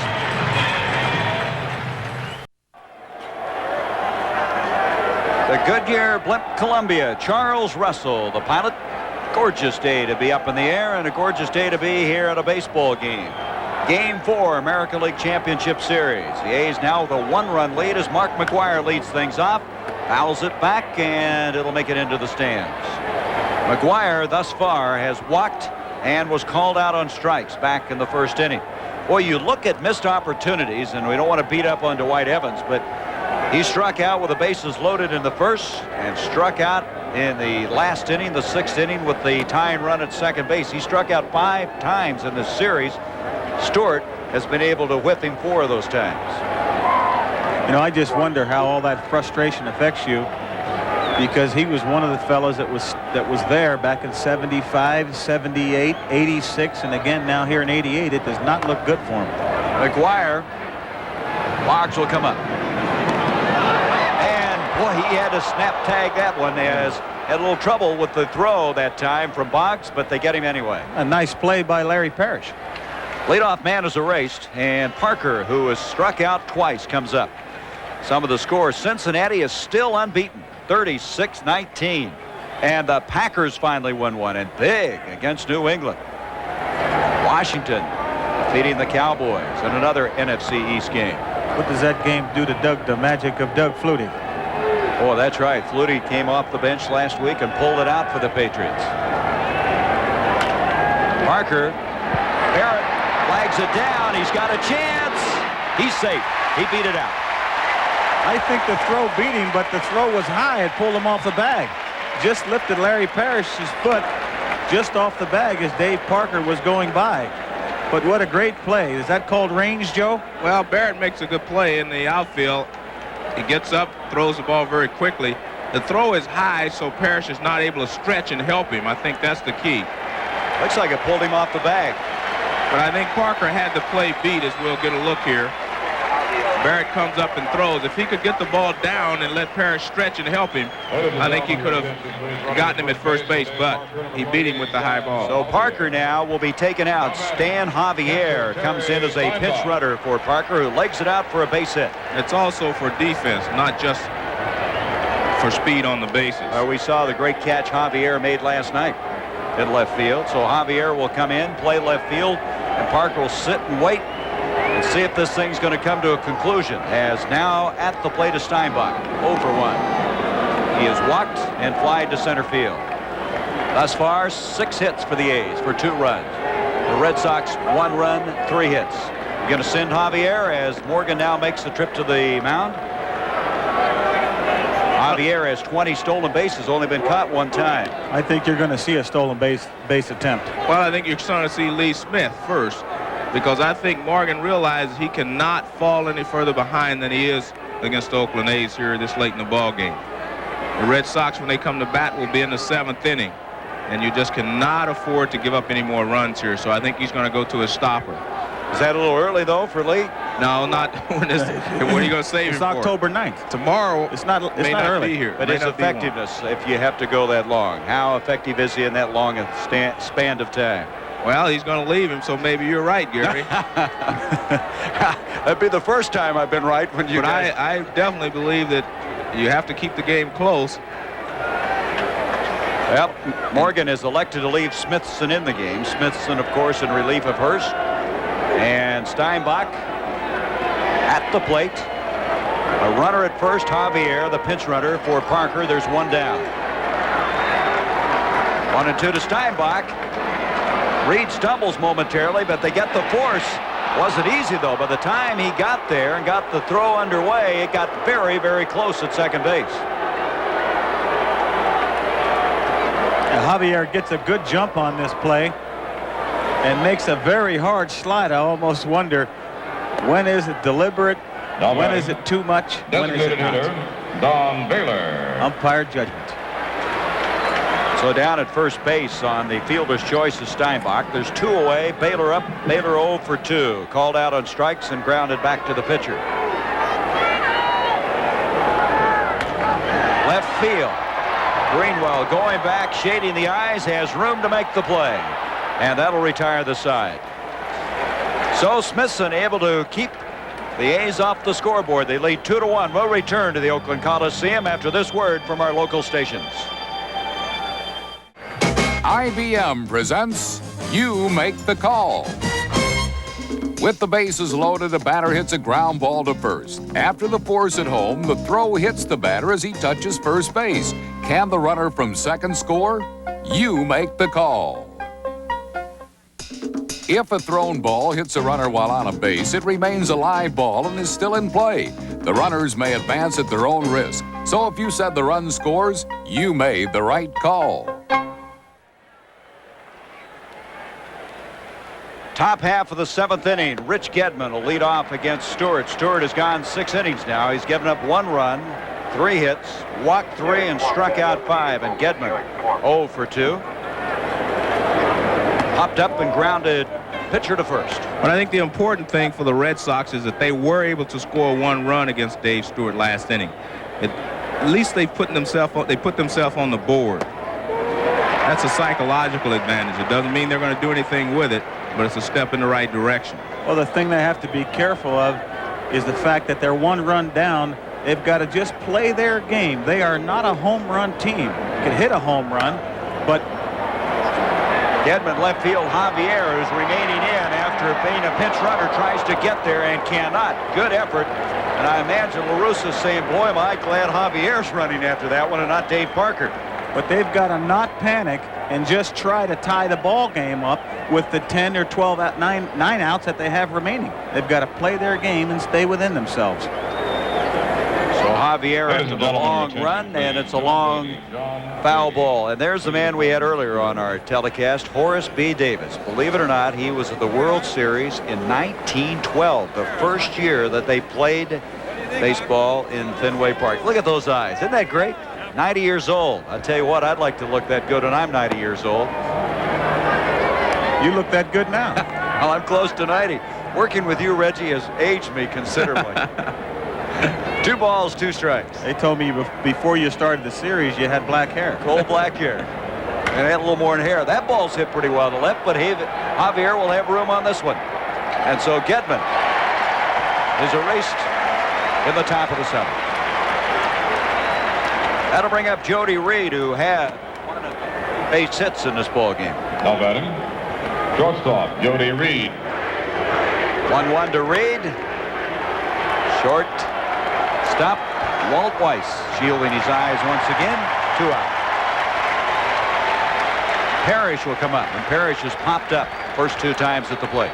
It certainly looks dark and gloomy for the Red Sox, but I've also seen them almost in a worse position before, down with just 1 strike left, 3 games to 1, and they turned that situation around.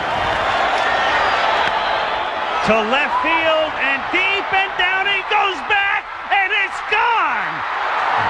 Unbelievable.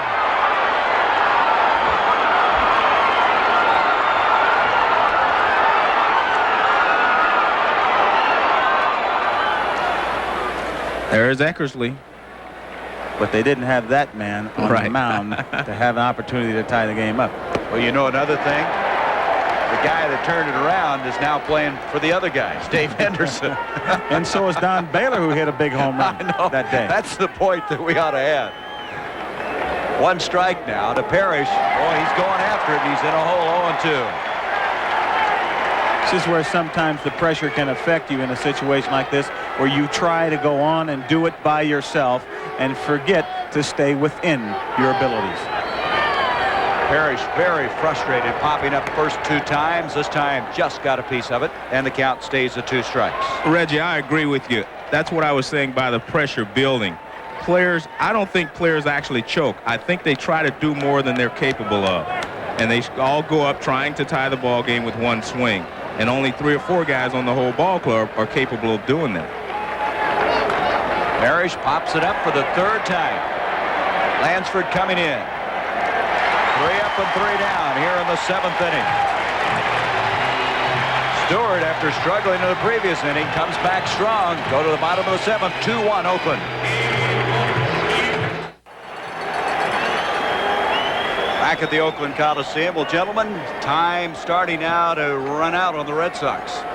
Well, as I said before, as you get past the 5th inning, the pressure starts to build. You try to take advantage of every situation, but the pressure just will not let you. I think you have to remember that the Red Sox were down with just 1 strike to go, so let's remember that they still have an opportunity, although it does not look good. Gallego will lead things off here in the bottom of the 7th. Weiss, and then the top of the order, and Carney Lansford. Mike Smithson continuing on the mound. He relieved Bruce Hurst, who went 4 innings. Center field, and Burks takes a couple of steps in, and there's 1 away. Weiss is up. He singled and scored a run back in the 3rd, and then was called out on strikes in the 4th inning. As from the Goodyear Blimp, Columbia. Shortstop, Walt Weiss. Right over the top of 6'8" Mike Smithson. Now Honeycutt is up and throwing for the Oakland A's, the left-hander. Plunk earlier had been warming up. Honeycutt, who picked up a win in this American League Championship Series, has made 2 appearances thus far. It would be Clemens going against Storm Davis tomorrow if we go to Game 5. Grounded foul first base side. The count goes to 1-2. Then after that, Monday. Well, you know, if they can get to Clemens, they may have a shot at winning that ball game, but today's ball game is the most important. In the dirt, the count evens now at 2 balls, 2 strikes. As far as the Oakland A's are concerned, there will be no tomorrow.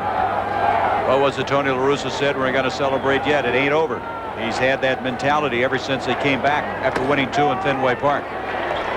Full count now. They had 1 little rough spell back in June, and they have not even played good since then. They've played nothing but great the entire way through. 104 wins, 54 road victories. As Lee Smith looks on, and that's going to drop in for a base hit. Weiss with his 2nd hit of the ball game. So with 1 down, the top of the order now, and Carney Lansford. Well, that's an example right there. Here's a good pitch, ball in on hands. But it just seems like 1988 just happens to be the year of the Oakland A's. You jam them, they hit a blooper for a base hit. You make a bad pitch, they say goodbye, home run. And speaking of goodbye, we're going to have goodbye now to Smithson as Lee Smith will come in relief. 2-1 Oakland. We're in the bottom of the 7th. On tape earlier, Mike Smithson leaving after getting 1 out here in the 7th. He went 2 1/3 innings, did not allow any runs, gave up 3 hits, struck out 1. As Lee Smith, hard-throwing right-hander, comes on. Now, with the inside pitch, here's Paul Molitor. When you think of Lee Smith, you think of 1, intimidation, 2, exploding heat, and 3, one of the best closers in the game. But just because you know he's going to throw that fastball doesn't make it any easier to hit.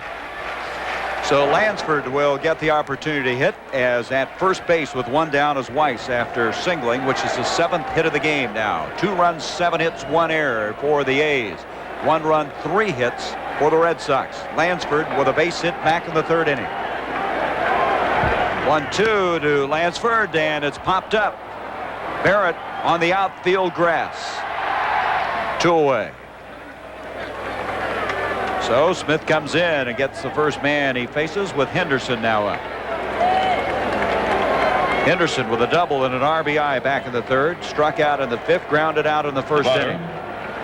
And if things don't change, he's got an opportunity for that MVP award.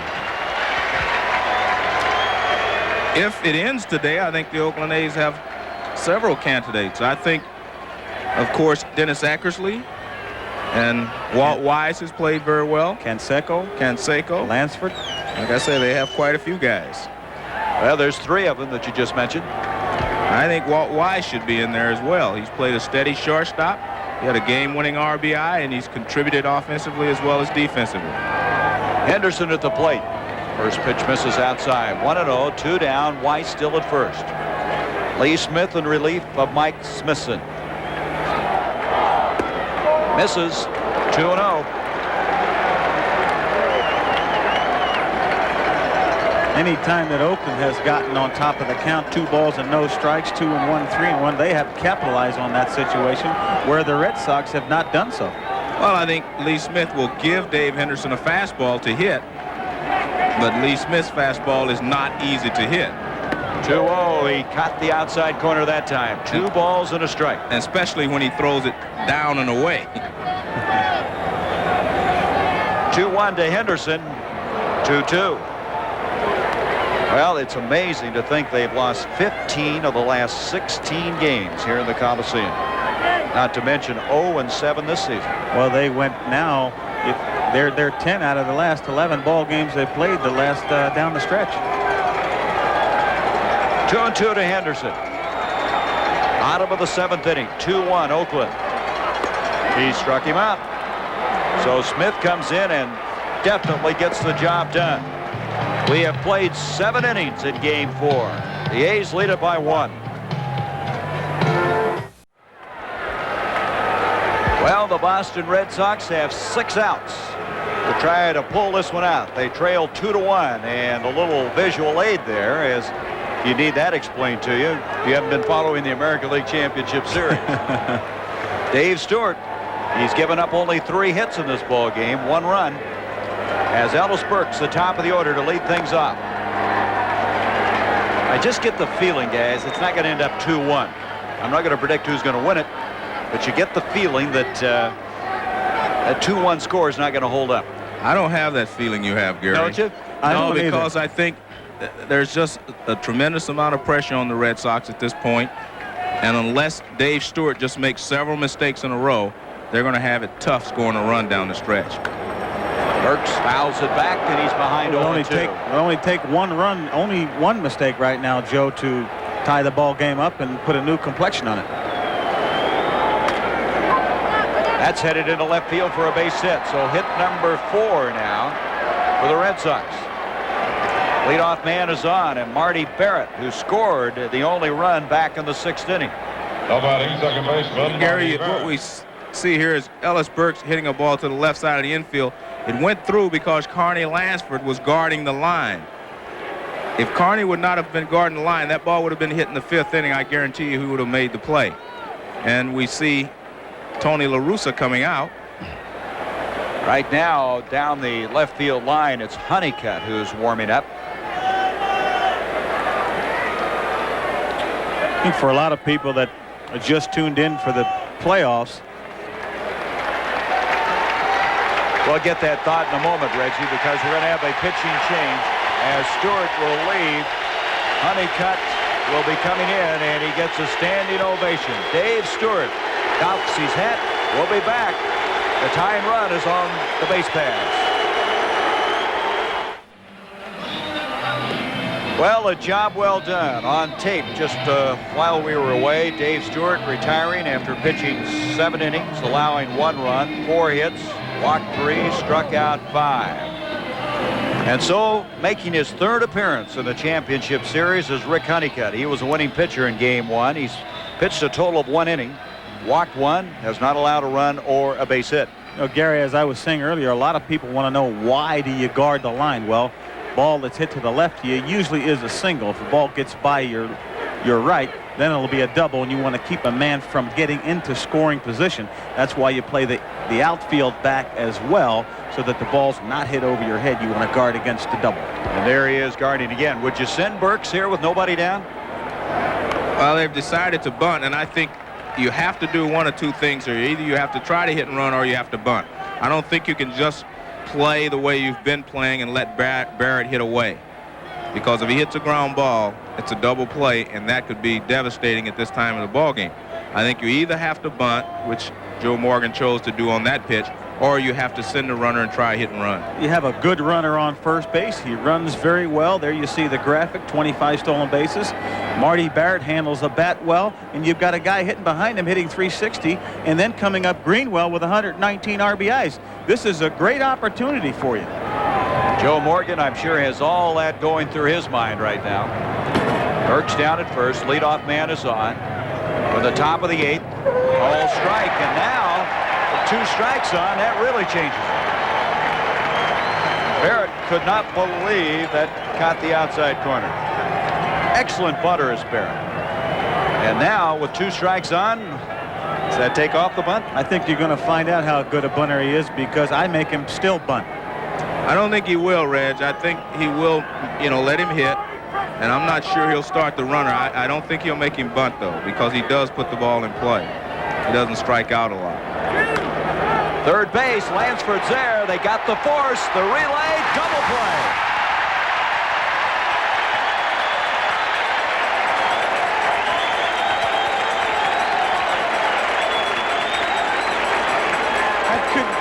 That could be the kiss of death.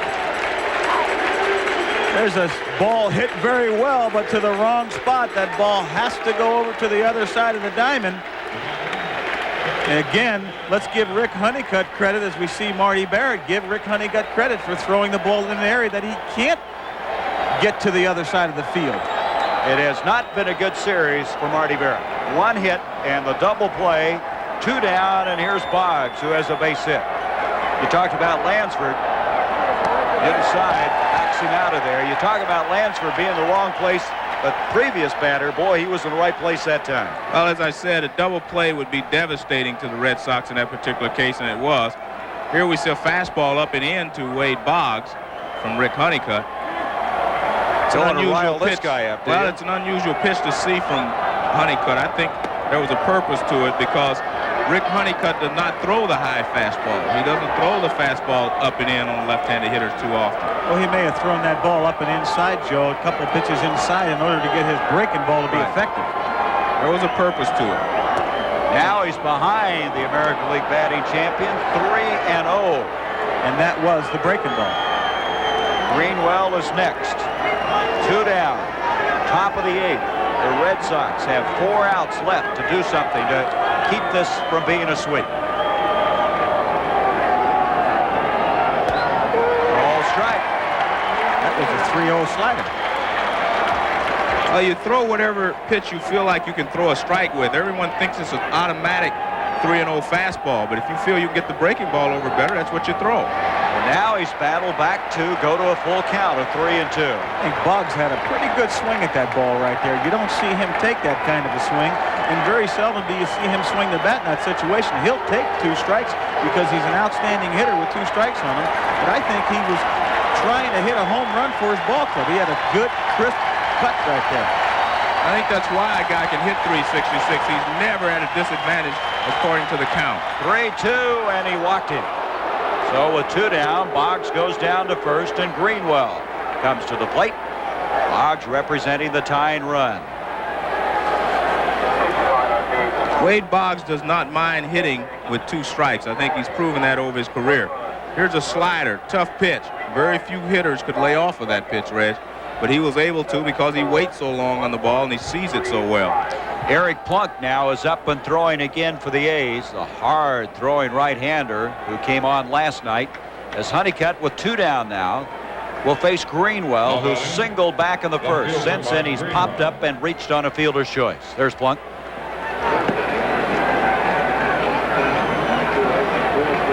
Just wonder if Tony La Russa said something to Carney Lansford about having Honeycutt pitch very carefully to Mike Greenwell, because Jim Rice is on deck in the 95-mile-an-hour fastball. Elveric Plunk is in the bullpen warming up. Well, Steinbach is going out, so apparently they didn't like the looks of that first pitch. And Steinbach's going to go out to make sure that Honeycutt concentrates on getting that breaking ball down. And Dave Duncan's coming out now. It was a hanging curveball, the first pitch, and I think they want to make sure that they do not get that ball in a zone that Greenwell can hit the ball out of the ballpark. You have to make sure you get the slider down and away. So the drama continuing to unfold. Greenwell at the plate at first is Boggs, 2 down. 2-1 Oakland with the lead in the top of the 8th inning. 1 ball, 1 strike. That's where they want the breaking ball, down and away.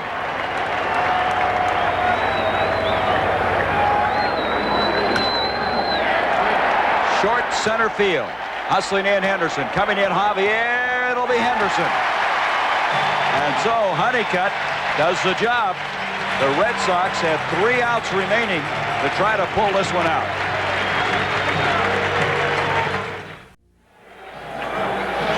Oakland, 2 runs, 7 hits, 1 error. Boston, 1 run, 4 hits, no errors. Bottom of the 8th, Canseco, McGuire, and Javier to face Lee Smith.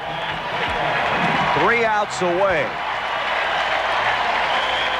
That's what you got to look at. And, of course, the A's would like to get a cushion to take into that top half of the 9th inning.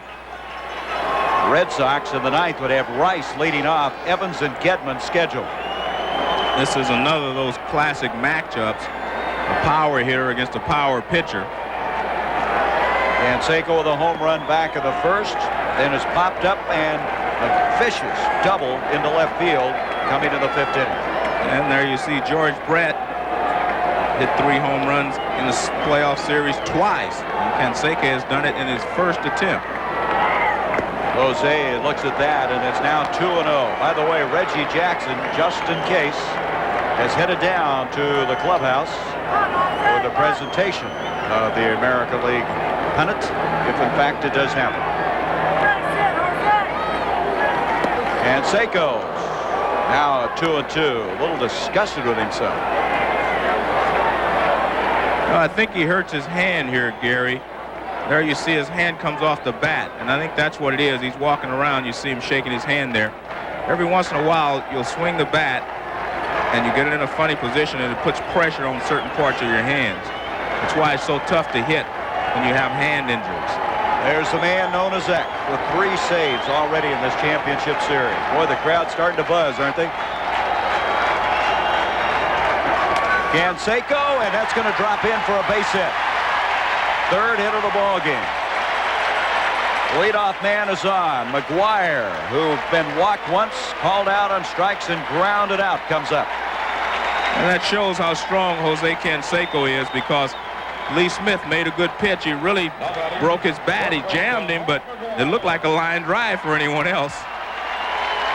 Even his hits like that are impressive. Yeah, he's a big guy. He's strong, and he swings the bat well, and he attacks the ball at all times. I think that's the difference between Jose Canseco and some other power hitters. He attacks the ball at all times. Now, if you're thinking about base stealing, Canseco had 40 this year. Caught stealing 16. He's on his way. The throw by Gedman, and he's in there with a stolen base.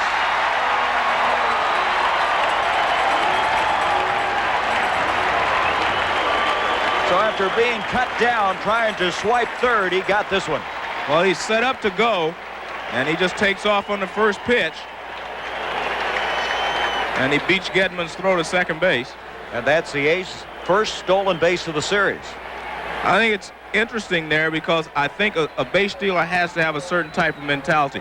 And that is, if you get thrown out the time before, the next time you get on base, you have to go. You have to show them that they can't intimidate you, that you are in charge. That it was a mistake. They were lucky to get you the last time. And I think Jose was wise in doing that. Mark McGuire might not think so, but at least... Well, Mark ends up with a strike on him. 0-1 the count. Canseco at second, nobody out. Bottom of the 8th inning, 2-1 Oakland. Up the middle, base hit McGuire. Canseco making the turn. Lefever's waving him home. Burke's throw is on the way. It's a 3-1 game.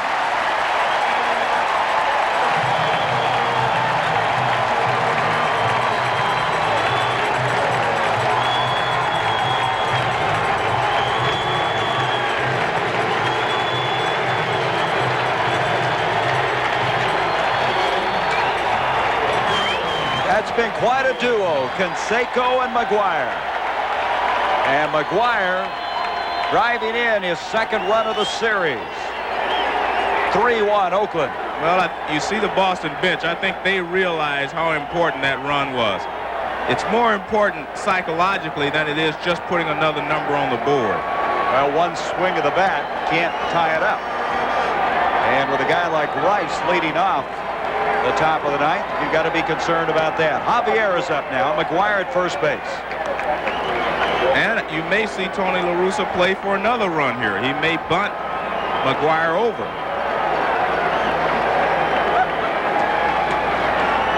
1-1, and Javier bunts it first base side. Parrish. Oh, did he get him? Yes. No, he missed him. Parrish missed him. Javier eluded the tag. Looked like he was awfully nonchalant on that one. Well, I think he felt he was going to be able to tag Javier, but he missed him.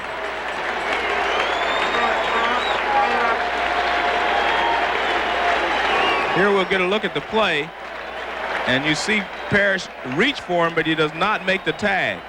It's a high bouncer. Parrish charges the ball, but he does not make the tag. The hustle of Javier pays off. Or they can win any type of game. They try to do it in any way possible. And that was just heads-up play by Javier as Baylor now is due up. Check that, Steinbach is due up. And he's been called back. Polonia is going to come in and pinch hit. So McGuire down at second. Javier at first. Still nobody out, and a run is in. And Luis Polonia will come in and pinch hit for Steinbach. Interesting, you take your catcher out. Well, it kind of follows the pattern that they've talked about. They want Ron Hassey to catch Dennis Eckersley, and there's no doubt Eckersley is going to come in to pitch the ninth inning. So Ron Hassey is going to come in anyway, so you figure right here is an opportunity to use a left-handed hitter against Lee Smith. That's Stanley warming up. That's what we were talking about earlier. They are so comfortable with each other, Eckersley and Hassey. So Polonia comes in, and they're expecting a bunt. The infield comes in, and he takes it inside. 1-0. Polonia is a pretty good fastball hitter. He doesn't handle a breaking ball very well. That's why he didn't play yesterday against Boddicker. But he can handle a fastball, so La Russa may let him go because they were willing to give up an out with Javier bunting McGuire into scoring position. Now he's already in scoring position. He's going to let him drive him in. 2-0. And there you see La Russa talking to Ron Hassey. I think he's talking to Hassey because he may pinch hit Hassey for Don Baylor. Polonia bunts that one up in the air, and the count goes to 2-1. I don't quite understand that because you had a 2-0 count with a good fastball hitter up and a guy that runs well. He's not likely to hit into a double play. You had everything in your favor, but you were trying to give up an out. Maybe he missed a sign. That's why Lefever's going to come down and talk to him, because I don't think that made a lot of sense in that particular situation. He may make you bunt now. Sometimes cross him up. Yeah, well, it changes your manager's thinking at 2-1 instead of 2-0. Good cut, and it's 2-2. So the bunt was up, and now Polonia looks down again to Lefever. Well, like I say, that's why they sent Polonia to the plate. He's a good fastball hitter, and 2-0 you're going to get a fastball, so it doesn't make a lot of sense to put the bunt sign on. I guarantee he missed the sign. Red Sox down by 2. They have one last half inning to try to pull it out. 2-2. And it's a full count, 3-2.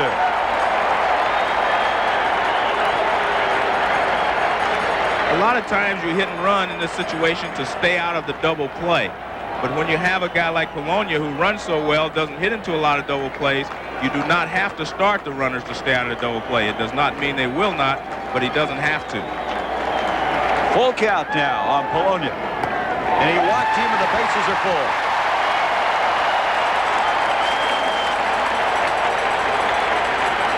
Still nobody out.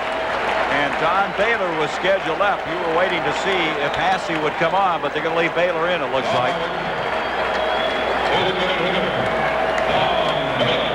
Baylor thus far in the ball game 0 for 3, struck out in the second, grounded out to the pitcher and flied to left. Baylor 1-1. I think that's one of the reasons that the players play so hard for Tony La Russa, because he shows them respect in return. He's in a situation here. If this was the 7th game of this playoffs, I guarantee you Don Baylor would not be hitting. But they're up 3-0. They're also up 3-1 in the score, and he's showing Don Baylor respect that he has had for him over the years. Yes, he's kind of earned it, hasn't he? Yes, he has. 1-1 to Don Baylor. Center field responds. Burks will go back. This will score a run. Burks makes the catch. McGuire tags, and it's a 4-1 game.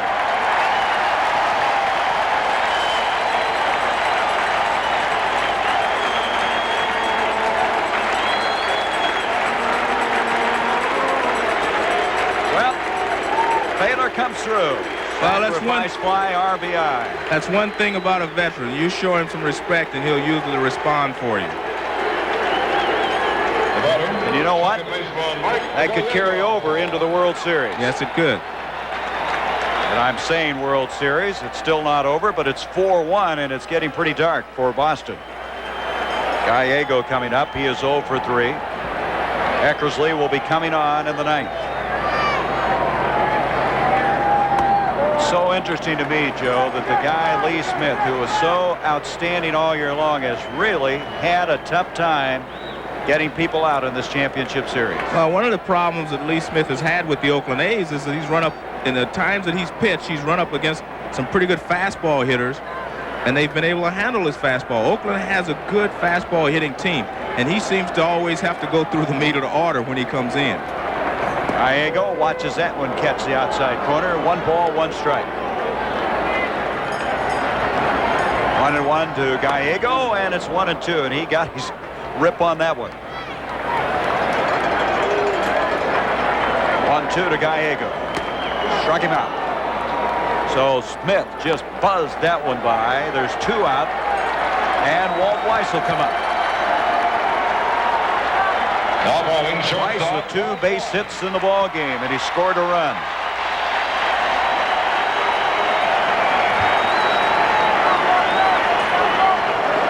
The Red Sox ended the regular season losing 6 of 7. Now in danger of being swept 4 straight. Weiss looks at a call strike. So those questions we were asking, Joe, at the start of this championship series was there concern the way the Red Sox finished the year? I think there had to be. Well, as I said before, I think one of the age-old questions in baseball is, can you turn it back on after it's been shut down? And I don't think the Red Sox have been able to do it so far. 4-1 Oakland. Bottom of the 8th. 2 down, runners at first and second, and 2 runs are in the inning. Weiss, good cut. 2 strikes. 1-2 to Weiss, called, 3rd strike. So that ends it. But the A's pick up 2 very important runs. We go now to the top of the ninth, 4-1 Oakland. It's all spread out. He crouches over the plate. The curve in the dirt bounces up to the right. The runners will move up. Big sign. Here's the windup to pitch. Whoa, he walks it. The first to the right. Jackson hits a drive into left field, way back at the wall, and it is off the wall. Taylor leaped but couldn't get it. Here is Mandel being waved in. The throw will not be in time. There's a swing and a drive to center for a base Blair has scored. The bell goes to third. It's now 2-1 Oakland. Tang. A swing and a miss. He struck him out. Outside fastball, and Baylor went down swinging to end the ball game. And Oakland has clinched it. A look back from San Francisco Bay. The focal point right now in the San Francisco-Oakland area is the Coliseum. The Oakland A's are 3 outs away from their first World Series since 1974 and their first sweep by anybody in a 7-game championship series. And the man who has finished all 3 games has 3 saves. Comes in relief again, Dennis Eckersley. Saves in games 1, 2, and 3. His 4th appearance. He's pitched 5 innings. He's given up 1 hit, no runs, walked 1, and struck out 5. And Spike Owens is going to pinch hit. Spike Owen for Jim Rice. Jim Rice. So Spike Owen, this is his first at-bat in the series. I want to clarify something for the viewers. The Cincinnati Reds in 1975 swept the Philadelphia Phillies in 3 games and swept the New York Yankees in the World Series in 4 games. So they won 7 in a row. But there was not only 3 games, 3 out of 5 in the league championship series. It's now 4 out of 7. Or the best so no of one's 7. ever won 4 out of 7. Spike Owen leading things off. Call, strike, 2-1. Every pitch now draws a response from this crowd. And Benzinger is going to pinch hit for Evans. Boy, they're really pulling it out now. Taking Rice and Evans out of there. 3-1 to Spike Owen. Well, I think he feels that the right-handers cannot handle Eckersley. He knows Eckersley has problems with left-handed hitters, so he's going to try to put as many as he has left on the bench. And he walks Spike Owen into the game. So Owen down at first. Last night, you might recall, it was Benzinger that was pinch hit by Parrish, and now Benzinger coming in to pinch hit for Dwight Evans. Well, it's ironic because when Parrish pinch hit for Benzinger last night, he batted against Dennis Eckersley. What a difference a day makes, yeah. huh? So now Benzinger is going to pinch hit against Eckersley himself. Well, Eckersley now giving up his 2nd base on balls in the series. Benzinger looks at a call strike. Gedman is on the on-deck circle now. Top of the 9th, 4-1 Oakland. Eckersley trying to close it out. First base side, McGuire, he started to go to second. Looked like he had trouble maybe getting the ball out of the mitt. So he goes the easy route and gets the man at first. 1 down. Well, one thing the A's will do now is trade a base for an out. You see he makes the play, but he looks, and the runner's right between him and Walt Weiss. So he makes up his mind he's just going to take the 1. The runner at second base doesn't mean anything in this ball game. The Oakland A's only want outs now.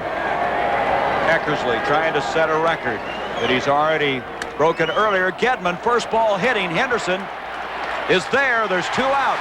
And Owen will have to stay at second.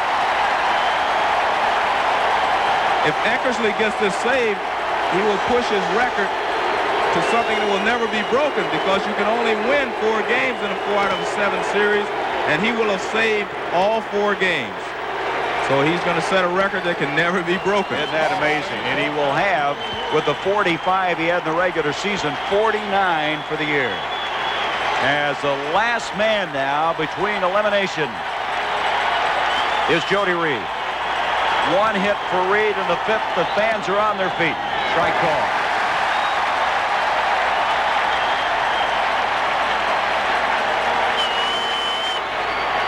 They obviously are not even paying attention to Owen down at second. The infield is back.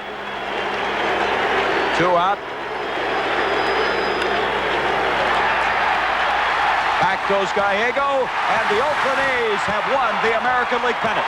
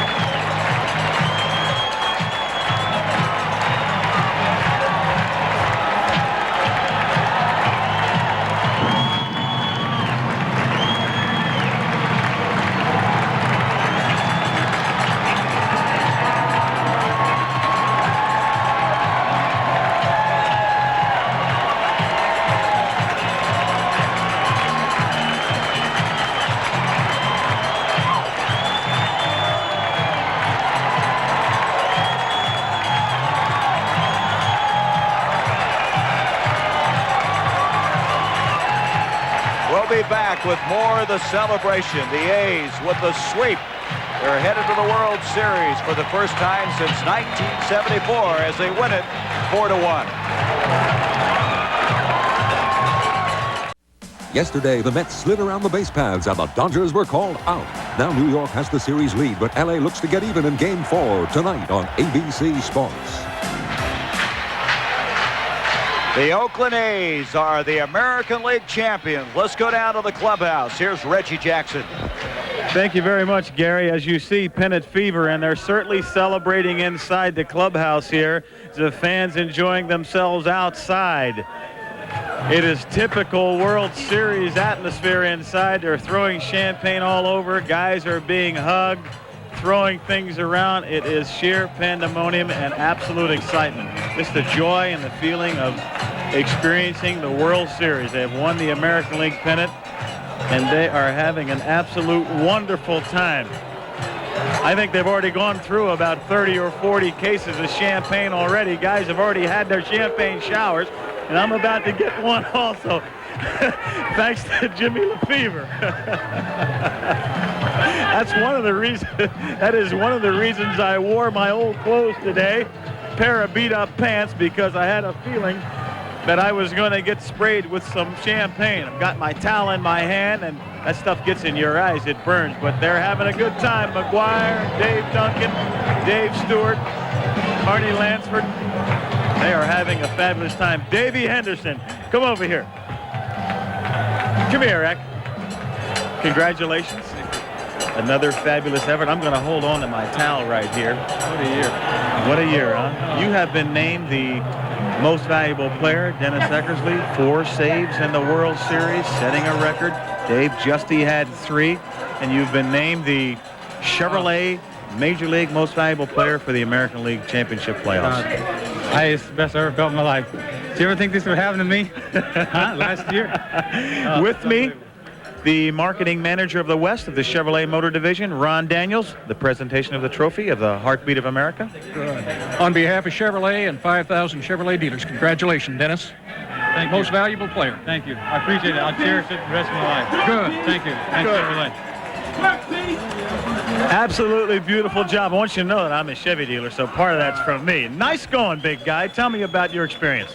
Well, I'll tell you what, today I was glad it's a 3-run lead because I didn't really have a lot. And I walked the first guy that's unlike me. But this series means a lot to me because I was paranoid the whole series going back to Boston. I have a lot of my heart is still there, and I feel sorry for the Red Sox because I know how that feels, the other end of it, and I want to say that.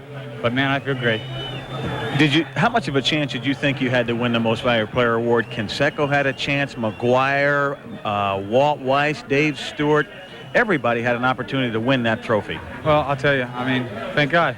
I mean, this is my series. I guess it's kind of my year. I hope it continues to the World Series. Can't forget Stu. Stu had a hell of a year, too. Had a hell of a series. You guys had a great year. Just seemed like to be the year of the Oakland A. Let's take a look over to the other clubhouse with the Boston Red Sox with Mike Berry. All right, Reggie, we are here in the Boston clubhouse with Red Sox skipper Joe Morgan. And Joe, you started off at mid-season. You were 9 games back. You really went like a house of fire. Now, all of a sudden, after winning the toughest division in baseball, your season is all over. Is the blow any softer because it all happened so quickly? Well, it's over, but we lost to the best club in this league, I can tell you that. They're sound all the way around. And we gave them a pretty good run for their money. Joe, in Game 2, you were up 2-0. In Game 3, 5-0. You had them on the ropes, but you couldn't deliver the knockout punch. Any reason you can point to why? Well, not really. They got good pitching, though.